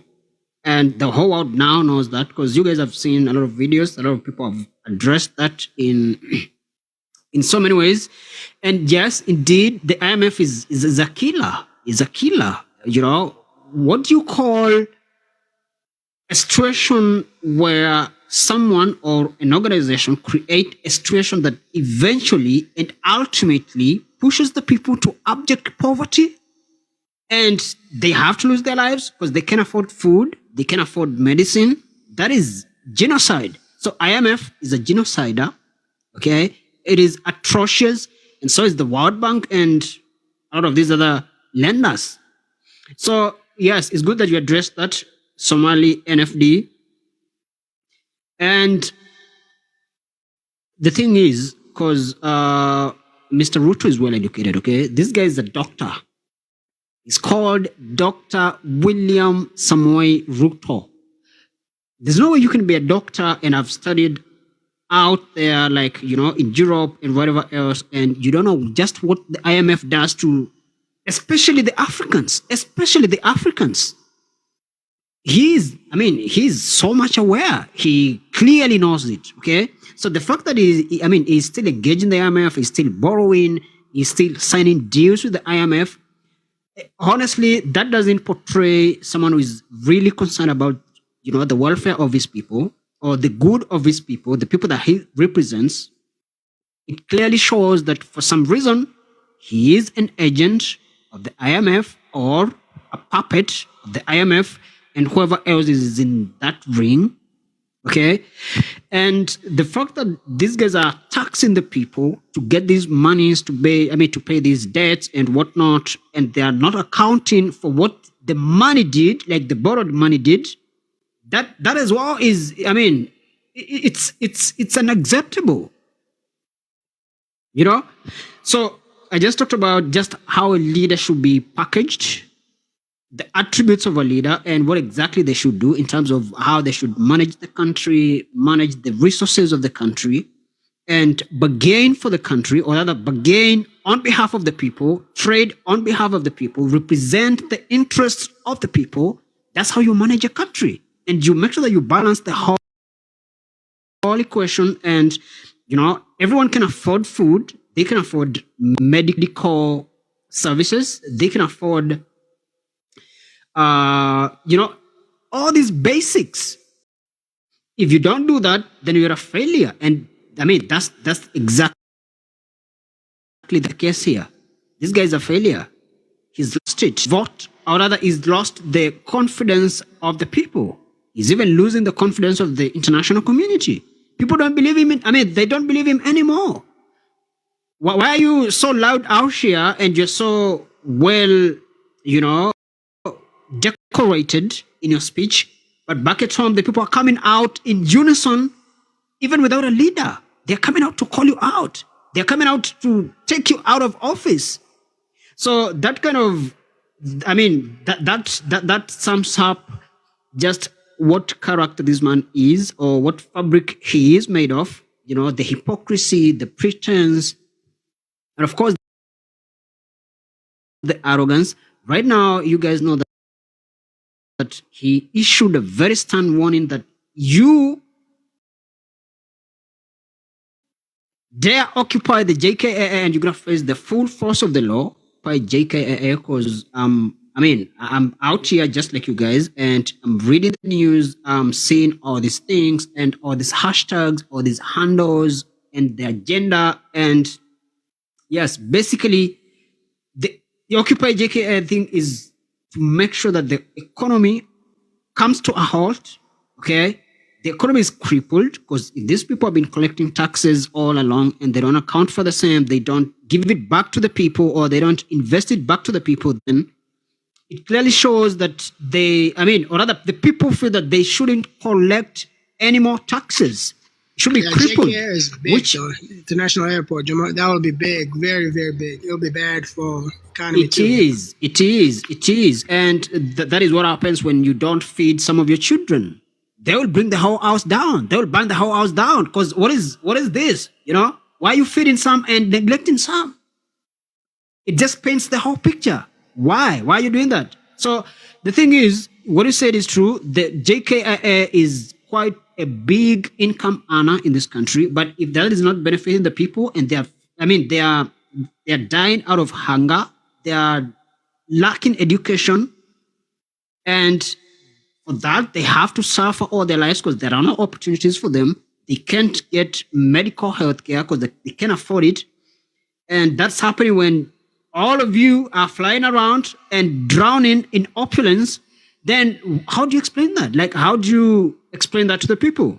So the thing is, however big it is, the people have planned it and they're ready to occupy that area and do all that mess because that's what it is. That's what it degenerates to. When you mismanage the resources and you play around with the minds of the people, like you fool them, then you expect revolt. You expect that the people will revolt against your administration, and that's exactly the situation in Kenya. Okay, for me, I said clearly, I'm so afraid and so skeptical that if this whole thing is not handled well or is not handled in time or addressed in time, things could go all the way down. Like it can get really worse. And yes, we just hope that doesn't happen. But someone needs to call Ruto out of office. Someone needs to make things happen in this country. Okay? So yes. Even if Ruto gets out, the papers that he signed are still going to be there. I don't know if that can be changed, but whatever will be done will happen because there are things that we don't have any option out of. And in this case, I don't know if the IMF really can force any country to do anything. I don't know. I'm not sure. But yes, something needs to be done because what they were asking for, but of course he cut on some of the proposals on the tax hikes. He cut on that, like he scrapped that. So that alone shows you that the IMF can be compromised. It can be, it can be breached or it can be called to order because such deals are just absurd and ridiculous, atrocious at the same time. So yes, when he scrapped some of these proposals that proposed the tax hikes, that shows you that the IMF can compromise and of course it can adjust accordingly. So yeah, I don't think they are really that serious. IMF is no joke. Any country they sign paper with, they don't back up, they don't cancel it. They'll stick with the rules, international, whatever they go by. They're serious about what they sign, and it's going to affect Kenya for a long time, the economy-wise. Yeah, I just said when it rains, it pours. So, and the thing is, because honestly, this is why I still have so much skepticism about the whole movement. I said the fact that these people are the whole movement is leaderless. It just shows that there's no wise guide in that kind of venture. Okay, so there's no source of wisdom or a vision for the whole movement, I said clearly there are points beyond which you don't cross. There's times to restrain or times to retreat and times to move forward. And that's what a leader does. If there was a leader in that movement, they would guide the whole movement. At this point, let's do this. At this point, let's do this. But when you have the flock out there and everyone is dancing their own rhythm, then anything can go wrong so easily. And you see, as a matter of fact, if that happens, then Ruto should be blamed for everything. These people are leaderless, so you don't say that this one incited so-and-so. No, the people are saying clearly in one voice, we don't want you. So it's a general feeling. So who do you blame? It should be yourself. The people want you out. The people want you to listen to them, and you're not acting accordingly. Okay, so if anything goes wrong, Ruto will be blamed. Because now, if we had someone spearheading that kind of movement, like Raila, for example, or the opposition, they would say the opposition incited the people against the government. But in this case, who is inciting who here? You know, so yeah, for Ruto, honestly, I think he's just lost it. For him, he should, he should do better.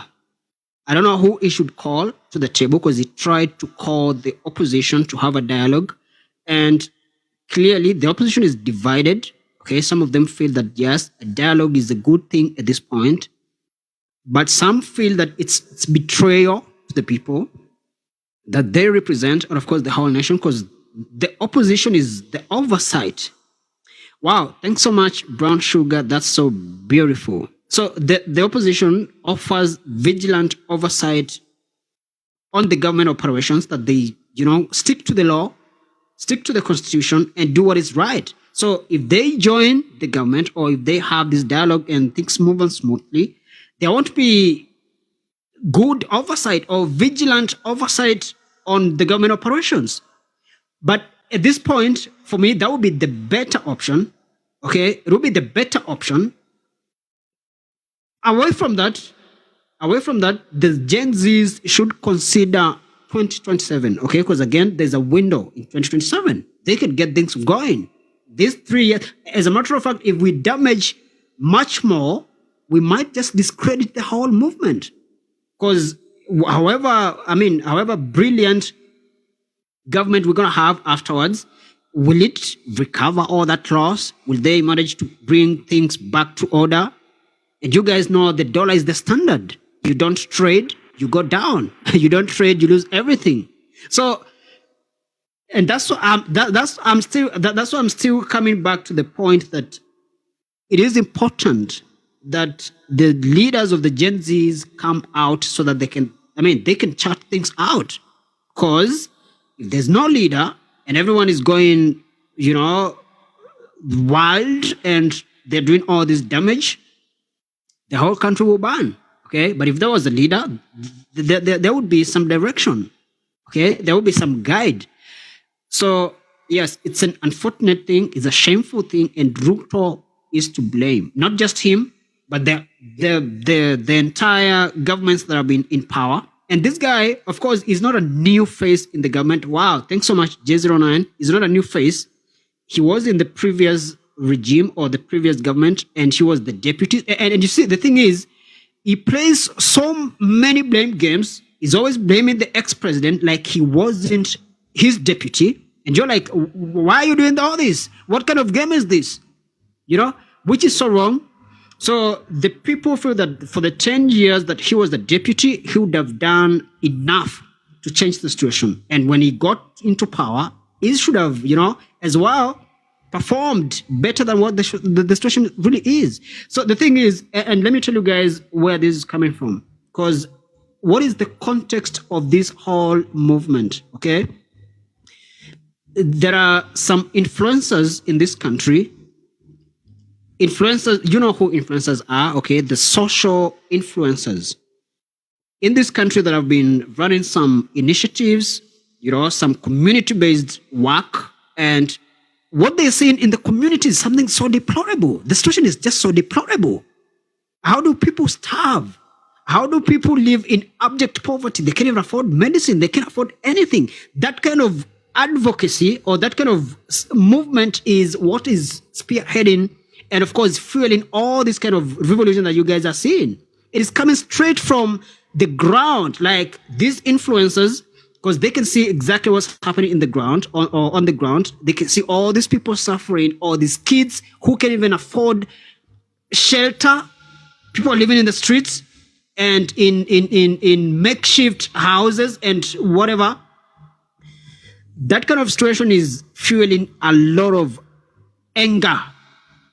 It is fueling a lot of anger, and the people are just, I mean, they're just going to the dead end. Like, why should these things continue? Why are these leaders not balancing the equation to the point that all these people can afford food, can afford, a decent life? I said one of the qualities of a leader is that they should be able to balance the food on the table, that everyone gets what is enough for them, but not feed some and neglect some, and you're collecting taxes from all of them. It doesn't make sense. That kind of injustice is what melts down to what we have right now. It is coming from a point of total injustice.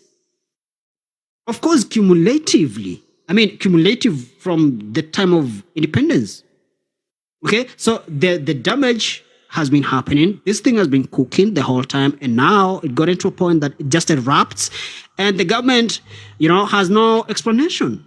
Why do we have billions getting lost and there's no actual convict? Why? What is the judiciary doing? In fact, the judiciary should have been scrapped as well.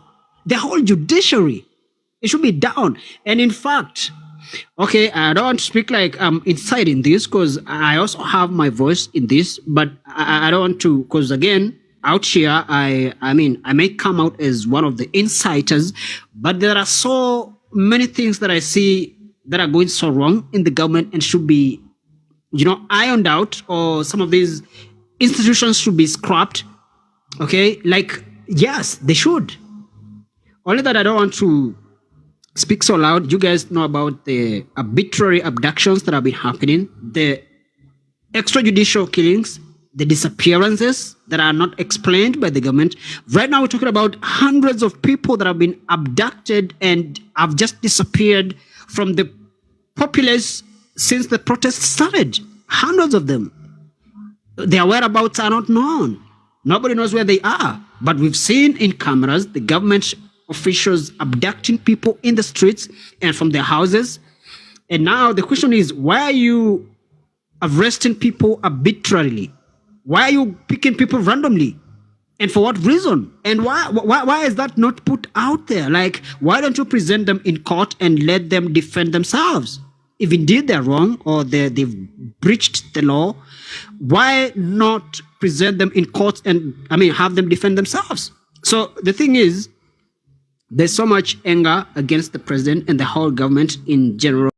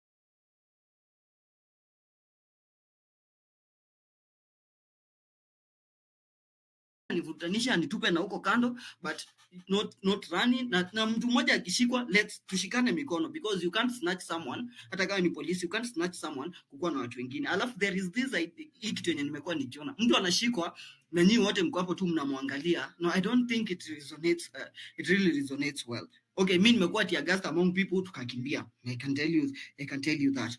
But sijaiona mtu ameshikwa tukiwa na yeye, alafu the other person ashijaribu kushikwa ilikuwa Adadelo akiwa kwa protest. You know what happened? Watu walimshikilia, so Adadelo was not picked.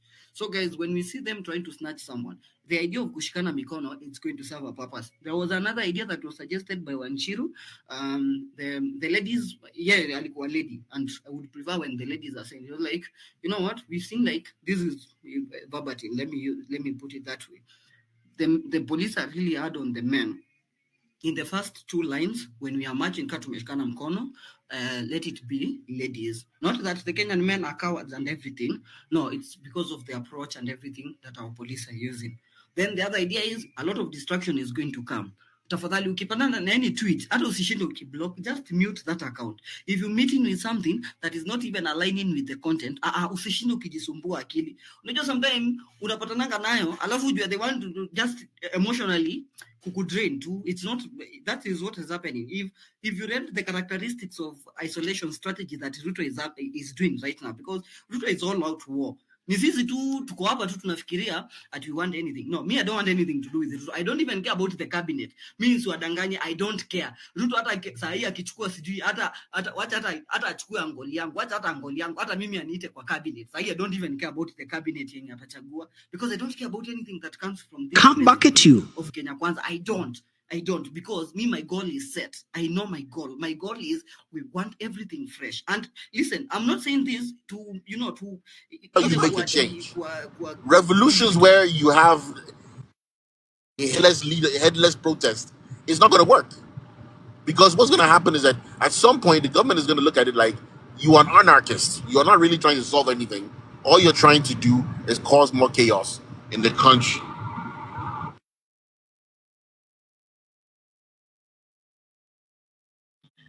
So, Wilson, Kenya. I'm not Ken. Yeah. Oh, so can you hear me? it's okay. Yeah, I can hear you. So let me understand you. Let me understand the point that you're making. First of all, I see where you're coming from, and of course, you wish us well. Okay, let me mute you for a minute. There's a lot of distraction coming from that side. Yeah, let me just mute you for a minute.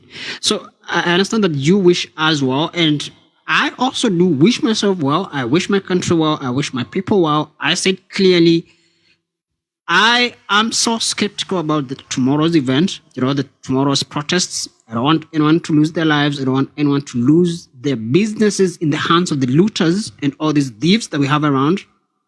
At the same time, the conundrum, as I said, is just how do you get a rogue government out of office and still keep peace? Okay?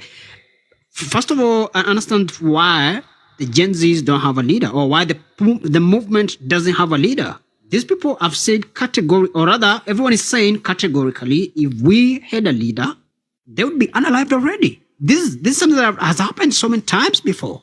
They would be dead. Okay? Now, lack of a leader is, again, another problem.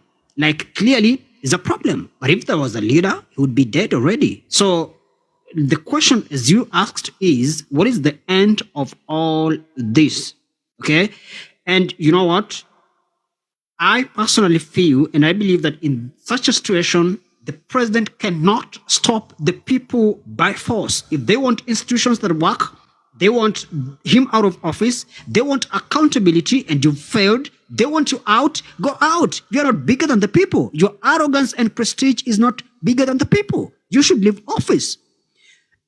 The thing is, the fact that this movement is not, has no leader, okay, or is leaderless, it shows you that the people are feeling the same thing. It's a general feeling, it's a unison feeling that you should leave office.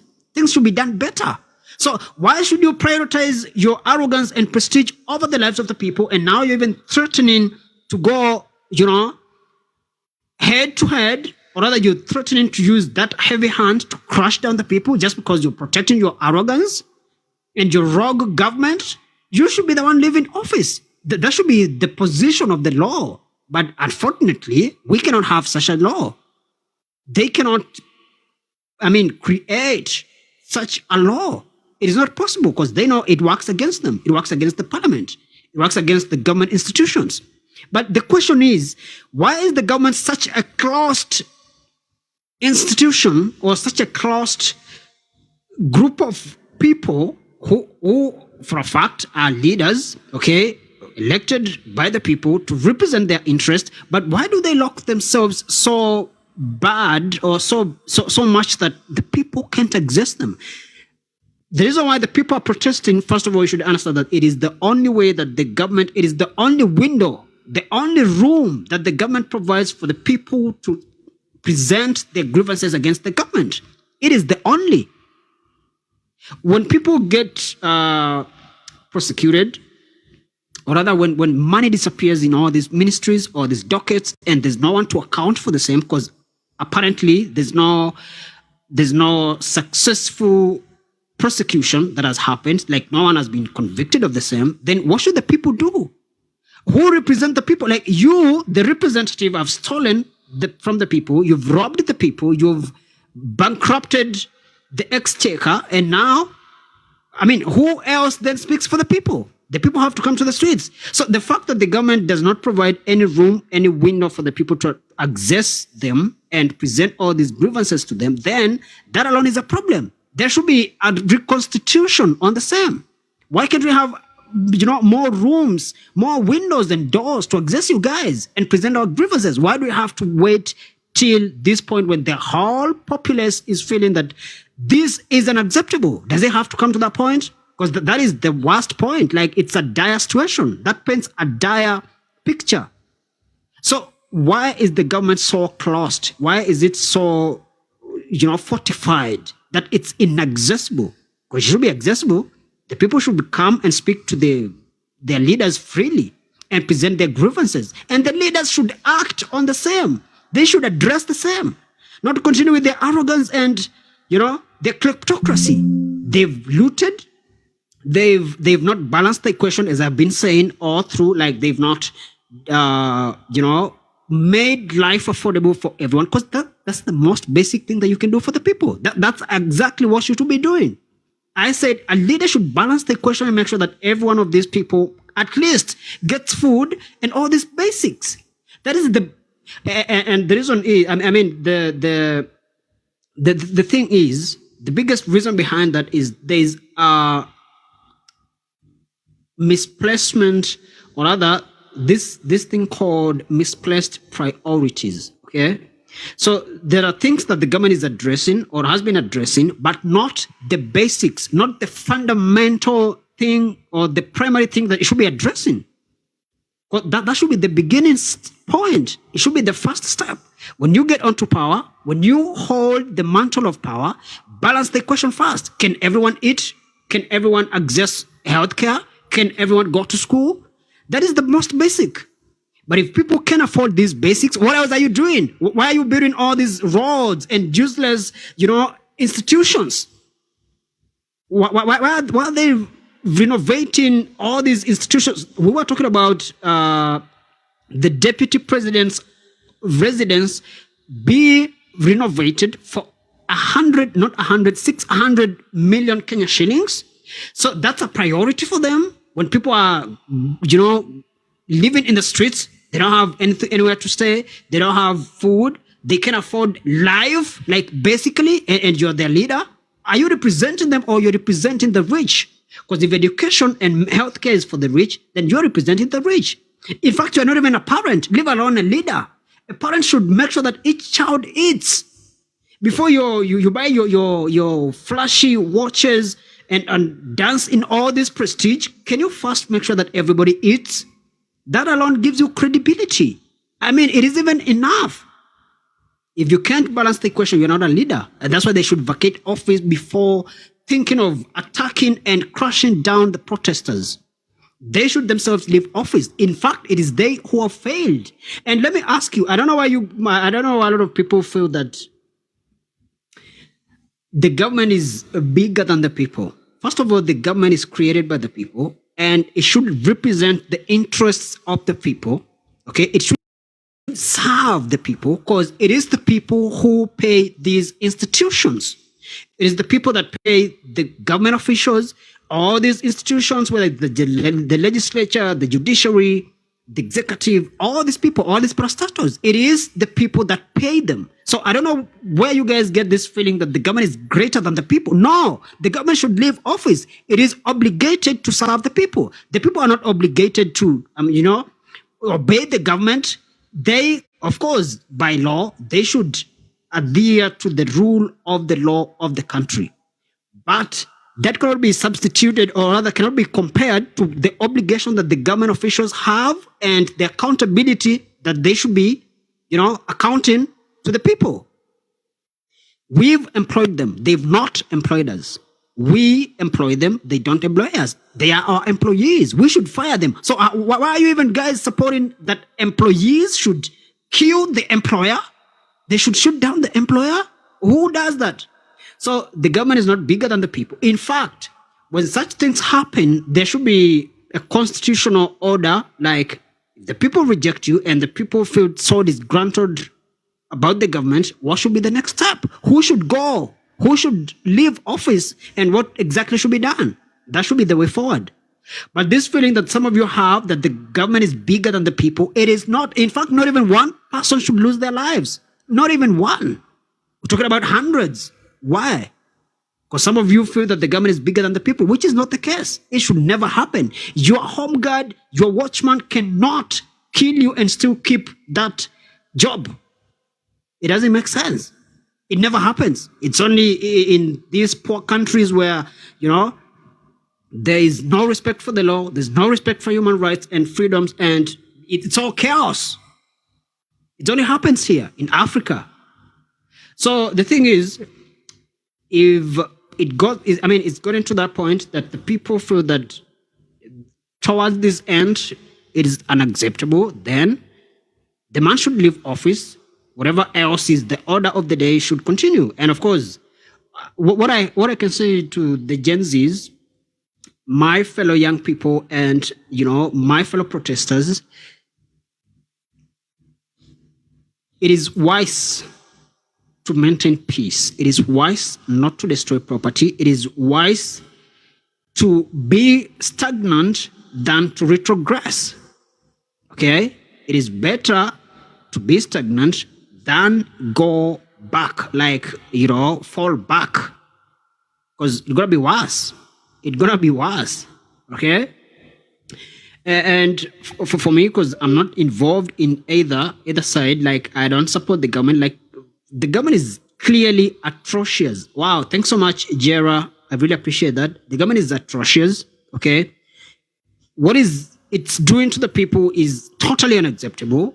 But at the same time, an anarchy is worse than what we have right now. A governmentless country is worse than what we have right now. In fact, what I would advise my Gen Z people is that we should just calm down, okay? Approach these issues pragmatically, and of course with shrewdness or wisdom, and understand that we have 3 years to wait, and we can still kick these people out in 2027. In fact, right now we should be organizing ourselves. Who is going to take this position, that position, and whatnot? That should be the order right now. We should be organizing ourselves. Have all the objectives and the goals and the mission that we have for 2027. Then, when that happens, or rather when that time comes, we kick them out naturally. Let them die their own natural death. Because whatever is happening right now is something out of control. It is unmanageable. It can go all the way down. It could get worse. And I want to remind you that our enemies are watching. They're of course chipping into this kind of unrest. They are rejoicing, they are cashing in, and they're investing. Okay, they're investing. So just be careful. Be careful. And the fact that this movement has no leader is a worry for me. Like, clearly, it's a worry for me. It would be better if there was a leader, because the leader is someone that can be approached, talked to, advised, and of course would give them direction. But if the flock is out there and everyone is dispersed and everyone is going their way and there's no direction, then everything goes into chaos. So it's a bad thing that's happening to the country. Ruto and his entire government have failed, and so have the previous governments. All his predecessors, they've failed. But yeah, the biggest problem there is right now is that hungry people don't reason. Hungry people don't think. So you've starved the people, and now their brains are nowhere to be found, and they've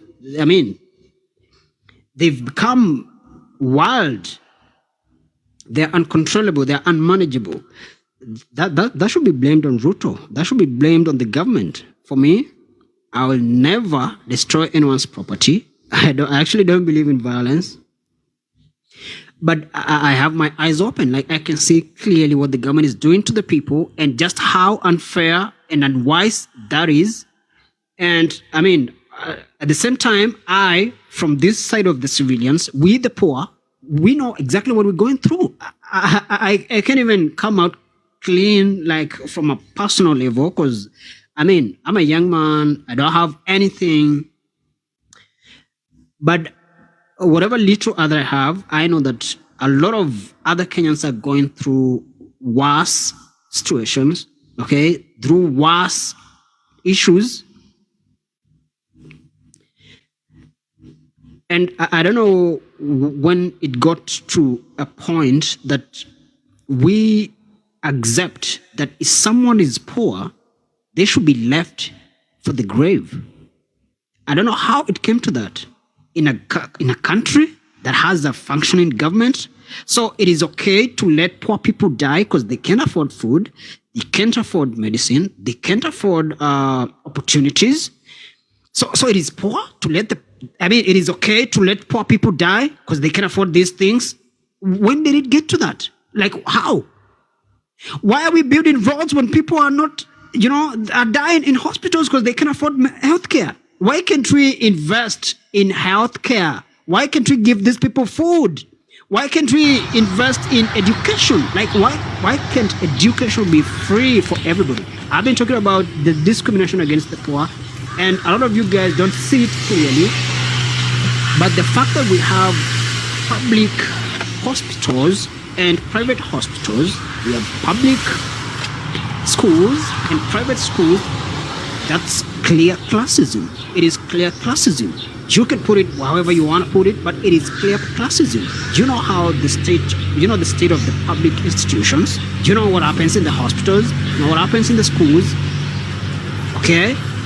So if you can't afford medicine, it is okay. In this capitalistic world, it is okay for you to die simply because you are poor. At the same time, your leader is drowning in opulence. They are flying all over. They are whizzing around in the streets like thieves. You guys see just how their convoy and motorcade, runs in the streets like they are thieves. And of course, they are thieves. That's why they're so afraid. Even when no one is chasing, no one is pursuing them, but they are whizzing, right? It's unacceptable that poor people should be left to die out of poverty. That is evil. It is sheer evil, and unfortunately, it is the situation in the whole world. Poor people are left to die in countries where there is a functioning government. So this, if you can narrow this down into a family, how can one child lose their lives because they can't afford food and medicine, while some other children in that same family are, they're popping bottles and they're bashing and they're doing all these, all this enjoyment. Like, They are drowning in opulences. I've been putting it. While some other children are dying in the same family, and there's a father, or rather there's a leader, because it doesn't have to be a father. So how can there be a leader in that family where some children are dying out of hunger and diseases unnecessarily, and some others are living so prestigiously? And we have leaders. I said clearly, the work of a leader is to balance that equation. That is the most basic thing that you can do. It is the fundamental thing that you should be doing as a leader. Just balance the equation, let the people afford the basics, then after that, chat and talk about development, all these infrastructures. So for me, it is just so sad that we don't care about the poor. We let them go to public schools where there are no windows, there's no, good floor, there's no good roof. In fact, there's nothing. The education quality is low. And these people pay taxes. Can you imagine? They pay taxes to get nothing. In fact, most of the schools or most of the public schools are built by parents, not even the government. Do you guys realize that? They are built by the parents themselves. It's not even the government. And my question is, and you guys just think about this for a minute, okay? Why should people pay taxes? So everyone in that country is paying their taxes in time, and they are paying, of course, to pay the teachers, to pay the doctors, build and fund all these infrastructures, talking about the hospitals, the schools, and whatever else there is. The people pay for all these functions. They pay for all these, infrastructure, and just how the administration works and everything. They pay for everything, right? Through their taxes. So can you imagine you're paying tax, but your child cannot, your child cannot get education in a country where you're paying taxes. Your child cannot get healthcare in a country where you're paying taxes. Hey, Samuel. Okay.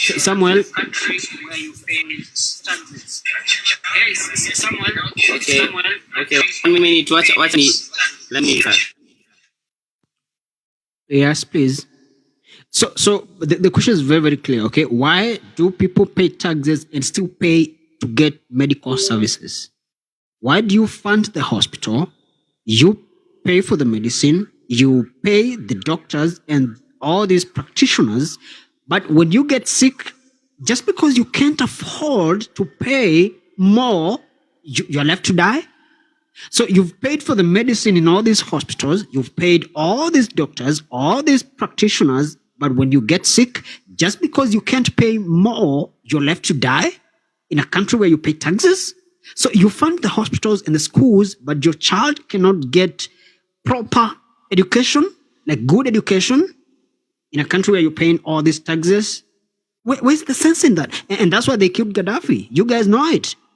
He made all these services available freely for all the people. And that was unacceptable to the enemies of humanity, the West and the rest. You know them. That's what exactly Gaddafi did. It is basic justice. Like, the people have funded the hospitals, they paid all these staff. Why then can they get services freely from the same institutions? Why? Why not? Why not? Where's the sense in that? You're paying all the teachers in the country, but your child cannot get education because you can't afford to take them there. What is that? So the thing is, these people are thieves, and the fact that they've let it come this far, they are to blame for the whole damage. For me, I actually blame them for everything, because we employ them, they don't employ us. We expect answers from them, they don't expect anything from us. If anything, they rob us through the taxes. That is pure robbery. Like, they take it by force. Do you have the option of saying no? I mean, away from what we're doing right now, like the protest and all this mayhem, you have any other avenue? You don't. So I said from the word go, from the beginning, that these governments are illegitimate, and you guys know for a fact that the question around the legitimacy of the governments is always unanswered. Okay? Yes, they are illegitimate indeed, and you guys know that, unless you don't. Okay? And of course, the concept of money, the fact that we use money for, all these transactions, it is the medium of exchange. That alone is another problem. And I said clearly, in a capitalistic world where everything is monetized and everything, like everything is converted into money, that alone is a problem. Okay, it's not a Kenyan problem, it's a global problem, but it's a problem.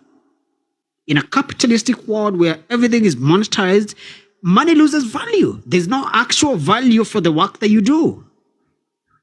I mean, the value for the work that you put in whatever sector of production you are in is determined by the whole industry. Money is not well balanced, and you guys know it. Like, the actual value for the actual labor is not balanced. So, in fact, they that work more earn the least. They that work the most earn the least. They that work the least earn the most. So what then is the value of labor? What quantifies labor? Can money quantify labor? It never does. If you steal and become rich, you're rich indeed. It doesn't matter what you did. Okay? That alone is a problem. And it's a global problem. That's why I don't want to pull it into this Kenyan case. For us, the government has failed and something needs to be done, and quickly. Yes, Samuel, how are you? Hi, Global. Thank you for welcoming me in your live. I would like to also speak in Kiswahili so that so for Kenyans right now, the problem we have actually is not money. I had one of the representatives in the bunge akisema that the revenue we collect can sustain 8 countries in Africa. We are so much abundant that our economy can stand alone and support 8 countries in Africa. The problem is that the leaders who come up in Kenya, they grow up. I don't know if they grow up or it is something which they are taught. They have wakona ulafi ingine yenye ata leaders from other countries, Western countries, they cannot believe. I can remember there's a time Trump alisema that alicompare Africa to trash. Nika people la takataka. Na akacompare our leaders to pigs. Because I cannot understand how you are 60 years old, you are 70 years old, you are already a billionaire, you are still stealing from your people. In fact, you are still stealing from your home country. If maybe you are from your home county, if you are a governor or a senator, you are still stealing from people you grew up with. Alafu hizo pesa, that money, you take it to Western countries, to white people who don't even love you. Mimi nimepata opportunity ya kutembea kwa first world countries. Na I can tell you, naweza kuambia wazungu huwa hatupendi. In fact, wanatuangaliaga, wanatuona kama sisi ni kama wanyama, ni kama monkeys. Na somehow I cannot, siwezi jidharau niseme ati we are like that, but the way we conduct ourselves and the way we organize ourselves, we are sort of like monkeys. And we can say that by the mirror.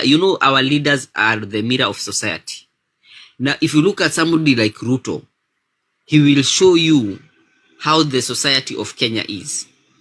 The society of Kenya is really, really corrupt. Right now, as long as you have money, But kama uko na pesa, you will literally be worshipped. I'm not saying respected, you will literally be worshipped. Hata utakaa nika unaabudiwa. Mimi sahi nikiweza enda kanisani na pastor ajue mimi ni billionaire na nimwambie mimi nikikuja Sunday for Harambee I'm going to donate 10 million. I'm telling you nitaekewa hata red carpet hata kama nauza madawa. Nakwambia mimi siuzi madawa. Okay, I don't sell drugs, but I'm telling you if I go and donate 10 million in the Harambees, I'll be put for a red carpet by a pastor who is the same age as my parent. Kwanza hiyo rika hiyo sijui 40s 50s kwenda huko juu. I don't know value system yao iko aje. It is very very very much skewed. It is all about money. Now let me tell you, you see this guy called Ruto, Uyu Ruto is just a mirror of society. The good thing about right now is these younger generations are willing to change that. Are willing to change the society at large and hold our leaders accountable. Because saizi, let me tell you, if we do not fix this nation, tukikosa kubadilisha hii nchi, we are going to the dogs. Nilisikia, I was listening to another podcast about juzi hapo. One American fellow akisema that Africa is ripe for recolonization. Alikuwa na compare the leaders who are there, the leaders like William Ruto, these corrupt leaders, the Ugandan president Museveni, kazi yao ni kuiba, their work is to pillage people, their work is to kill people, their dictatorial practices. Now he was saying that Western countries like USA, this is their time to recolonize Africa. And let me tell you, if we do not change, tukiweza kosa ku rise up venye tuna rise up saizi, I'm telling you, these Western countries zitarudi na watu watashtuka. Zikiweza amua kurudi, will be colonized so easily. So we need to shape up, we need to put in leaders who are accountable, leaders who do not have checkered pasts.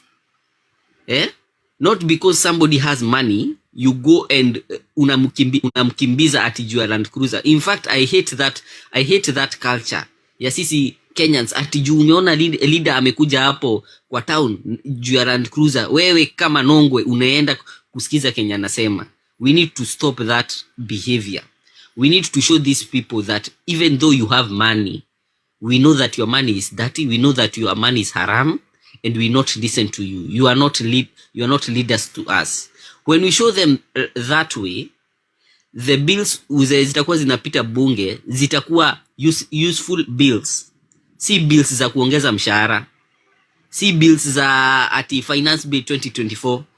Me, I've read that bill. It is one of the most stupid bills I've ever seen.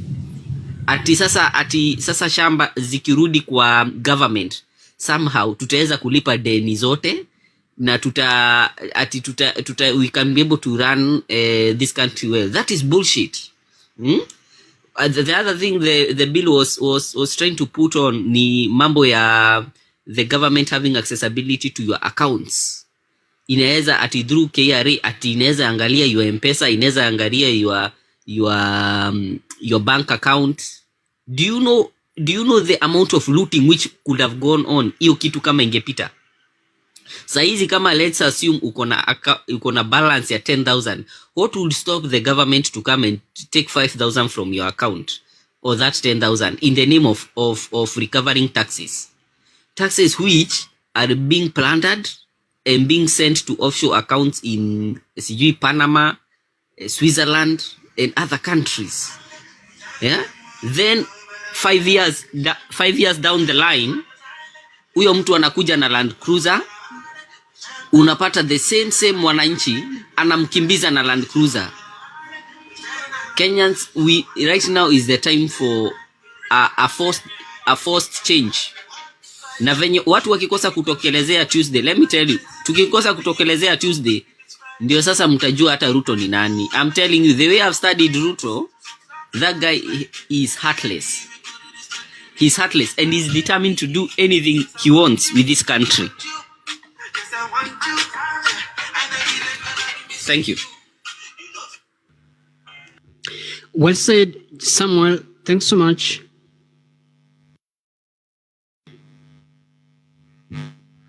Okay, so Dr. JK, you wanted to say something earlier, and yes, you wrote in the comments. You still have the point. Matinga, okay. Gashao, are you around? Yes, Can I? Okay. Yes, I am, sir. Yeah, sure. You can go ahead, and you're welcome. Thank you so very much, and I really appreciate for you to accept me on your forum. And I just want to say, I just want to appreciate you for what you're doing, because you got the points, bro. And I want to say we have failed. I'm a Kenyan. Rashao is a Kenyan. I'm a Kenyan, and we have failed. Let's first of all accept that we failed in the first point when we elected this guy. He's not the right choice to be in power in our country. The second thing I would say, I would want to say, is about what is going on right now is totally unfathomable, because our country is going down. It has already gone down. Those Gen Zs and you Gen Zs, guys, you are our savior. We are expecting you guys to save us. If you don't, we are sailing in the. We are sailing. We are sailing.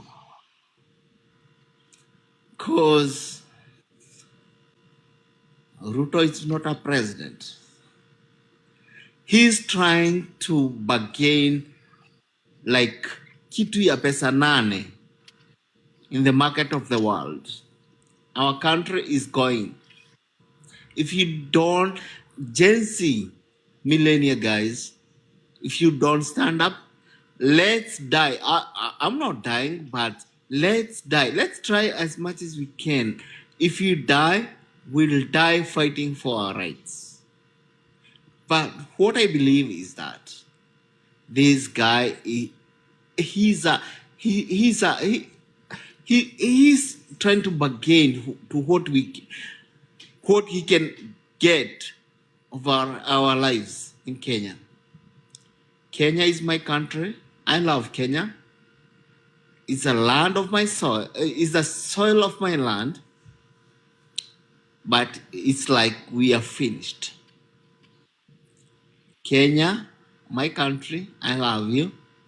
But whoever is steering the wheel, I think you guys were told earlier before by Uhuru Kenyatta that huyu ni Makanga. Makanga anauza tire, anauza carrier. By the time you get to the bus station, you got no carrier to carry the loads for the passengers. You got no tire, and you're done. He's not the right person to be in the office. And what I can say right now is that I don't know where we are heading right now, because can you imagine, you guys, what is that value that is degrading us to a point whereby we can trade our country or our liberty to what he's trying to sell to the Western countries? Is it gold? No. Is it all the resources that we have? Is it what we have as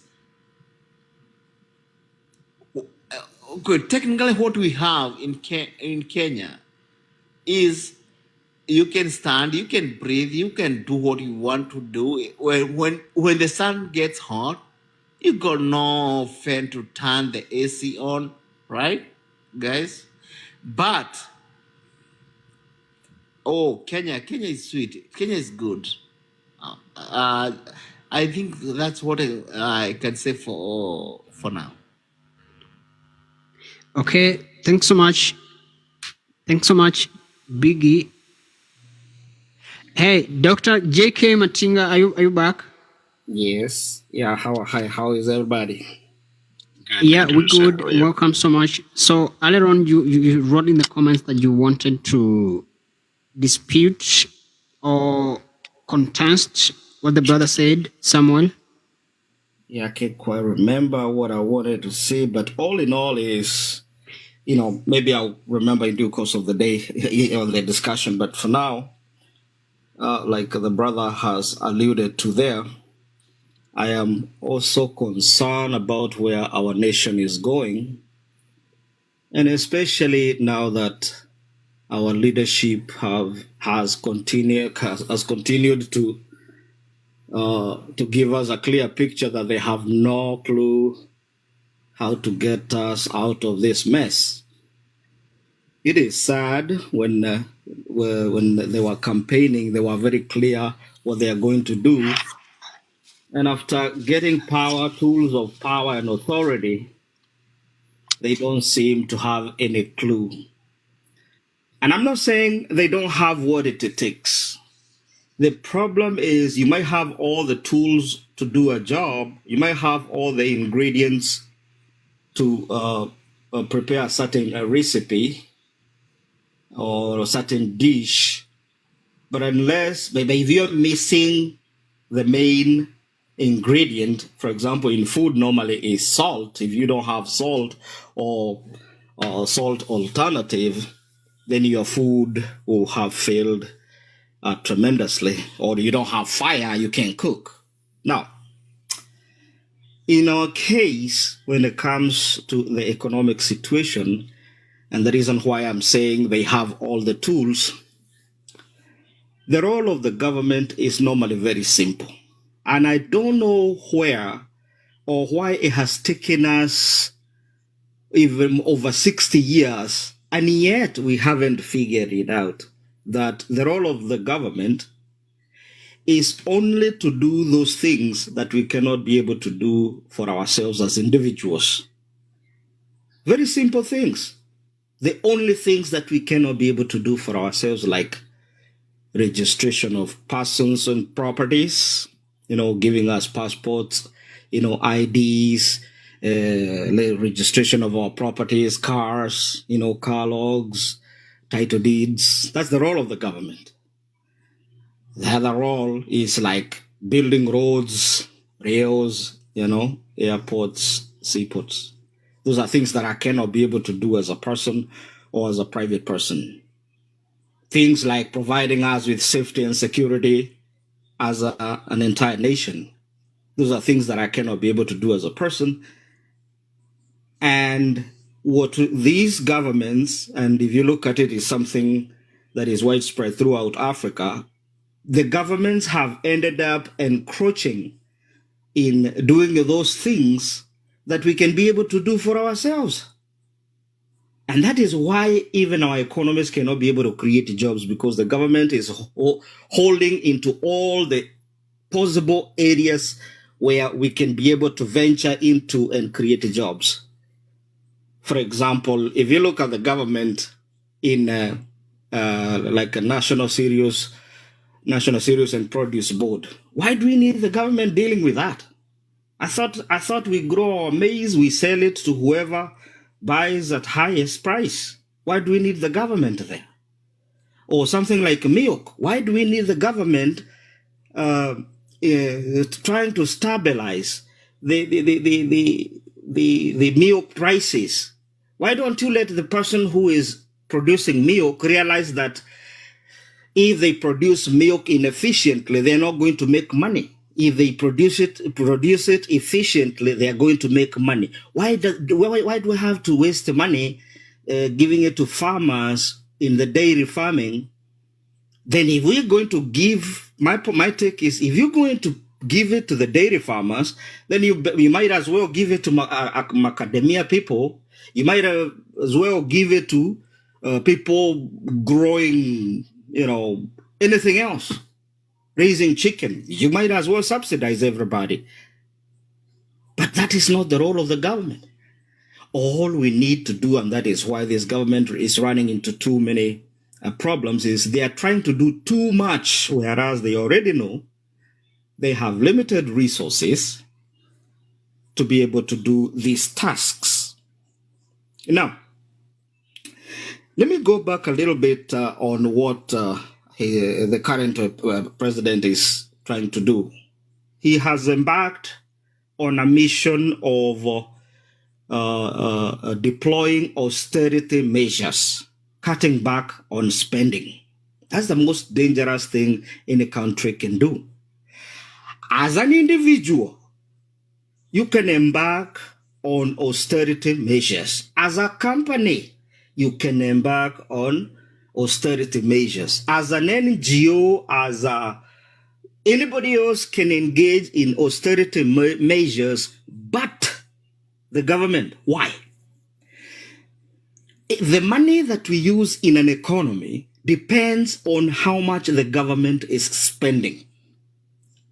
Instead of the government focusing on austerity measures, what they need to do is redirect their spending.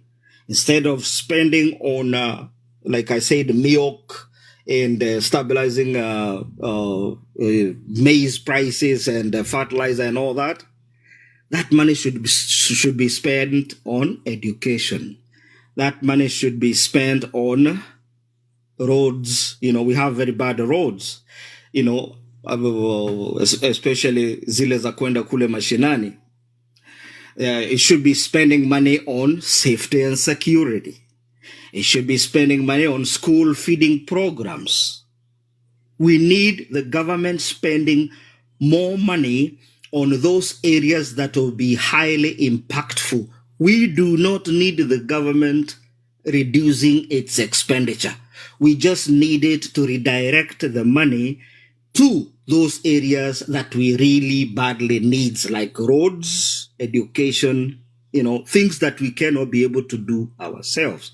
Otherwise, as it is right now, we are going through a very rough time, and the impact is going to be felt in the next couple of months when we realize, how far the quantity of money has gone down due to, like right now, there ain't much being produced because the government is not really spending. Right now, they're either maybe stealing or just doing nothing, waiting to stabilize this issue. My point is, we need this government spending money, and especially on those things that are important to the nation. I don't want the government spending money on things like, these things like TV, things like dairy, things like blue economy, ocean, fisheries, whatever. No. Spend money on roads, it covers the entire country. Spend money on schools, it covers the entire country. Spend money on safety and security, it covers the entire country. The country needs this money circulating. That's the only way we are going to cool down Gen Z and everybody else. Otherwise, we are heading to a very rough period upcoming. And I wonder who is going to convey that message, either to the current or the incoming president or regime, that we do not need austerity measures. We just need to redirect government spending into those areas that have high impact. And I will yield the floor for somebody else. Global, is it okay if I give more points? Yeah, you can continue. Otherwise, Dr. Jkia Matinga, thanks so much. That was a brilliant submission from you. It seems you're well educated and, yep, you understand a lot in the government. So thanks so much. Yeah, someone you can now continue. Thank you. Yeah, Thank you, JK Matinga. That was so insightful. I wanted to say that one of the issues right now, Kenya, we are in this big issue because we've over politicized, we've over glorified politics. I can remember when I was some time back when I was in college, when I think Uhuru was president. All these guys, all what they could talk about, and they were our leaders, they could talk about 2017, 2022. Ni nani anachukua hii kiti? Ni nani anakuwa speaker? Ni nani atakuwa governor? Ni nani atakuwa president ama senator and whatever. When it got to 2017, and I remember there was a runoff, and because Raila did not accept the win, and the country was in chaos because kulikuwa na maandamanos, and then the handshake came in. Then that's when I came to notice very funny thing, and some truth came out right in my eyes, I can say personally. And I don't know if other Kenyans noticed. I came to notice that this person called Raila Odinga, who because I come from Mount Kenya, we've been told that he's a bad person, he's an evil person, he's a what? I came to see this person who's telling me that is giving a handshake to that same person and calling him brother. Do you know what I mean? Let's go back to 2007, 2008, and it's so unfortunate what happened back then. And you can remember that Mwai Kibaki and Uhuru were on one side, and Raila Odinga and Ruto were on another side. But after the chaos which happened and whatever, then Kofi Annan came in, there was a meeting, then another, let me say, magic, miujiza ikafanyika. Watu waliona, Wakenya waliona Kibaki na Raila wametoka na wakasalimiana na wakahag, wakaitana ndugu. Yet many Kenyans were slaughtered, many Kenyans were in the morgue, many Kenyans were buried, they were 6 feet under, all in the name of politics, all in the name of seats, cheo. Huyu mtu hata anapiganiwa hivi. I started asking myself, I remember even I asked my uncle, hao watu venye wamepiganiwa hivi, damu imemwagika, akikalia hiyo kiti, is there like a special magic which will happen that if this person sits on that seat, your community or that area of yours will benefit? He had nothing to say. But I watched closely and saw that there was no really change. After Kibaki, Uhuru came in as a person from from the central region. I can honestly say there is nothing concrete I've seen Uhuru done for me. I know he built roads, at least some infrastructure has been done, which actually it's not like a favor, it's his job. He's supposed to do that. Anafaa afanye hivyo. In fact, hata hatufai kumpigia makofi. Ni kazi yake. Ni kama wewe uandikwe bank kuhesabu pesa. Haustahili kupigia makofi juu umehesabu pesa. Ni kazi yako. So when Uhuru build roads and infrastructure and building whatever he did in his time and bringing the laptops and whatever, it was his job, because we need to level up to the economic growth of other countries in the world, not only in Africa, in the world. So the problem is that when these leaders see that we are over glorifying them and their seats, and we are worshiping them. In fact, when we go for the inauguration of president, you can see even people, some are even crying. You take William Ruto as a king. William Ruto is not a king. The president is not a king. people need to be informed that our wanasiasa, they are there to work for us. Ni wafanyikazi wako. People need to realize that a president is not a king. He's not second to God. But when you come to realize in the society called Kenya, people have a very funny view of what leadership is. They think that a leader is somebody who is like above a human being. Let me tell you, a leader is somebody who is supposed to give you direction, who is supposed to go there and try to launch, if it's a country, to launch the country into the next economic level, societal level. If it is in education, and make sure everybody who is getting educated gets a job after education. Make sure if it's economy, that production is being done to the maximum effective. If it is finances, he makes sure if we are borrowing money, we have systems in place to pay back the money. Not borrowing money, then rushing at the last minute, trying to tax everybody. You can even tax cats, dogs, and chickens because you are desperate, because you've hired stupid individuals as ministers. Yeah?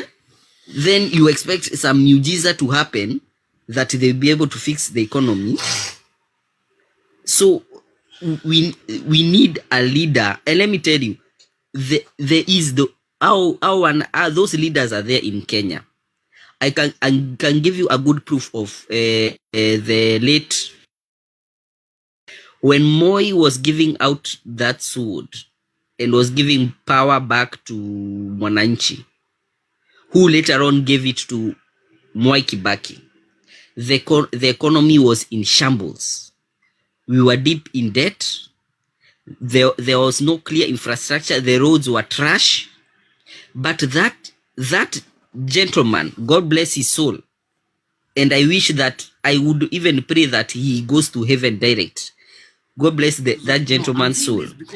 He went there and sat in. This conversation started, we realized no, problem is not even, it's Ruto is deep in these problems. He is deep in these problems. When we look at the money that is tunalipa yenye niewa ni 6.1 trillion. It is 6.1 trillion. Forget about yenye mekopwa jana juzi.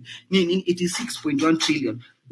Easy 6.1 trillion ziko na kina nani? It is the political class, because that money can't be traced. And nani pesa ya kwanza 2014, 2013, when the Uhuru Kenyatta and Ruto took the government, then kuna vitu zimekuwa exist kama handshake. What do you think is handshake? Unakaka unasikia unapata this money was used to bribe kitu kina ICC judges na vitu kama hizo. So Ruto is so deep, the political class is so deep to an extent that none of them can pull us. Akuna, it can't be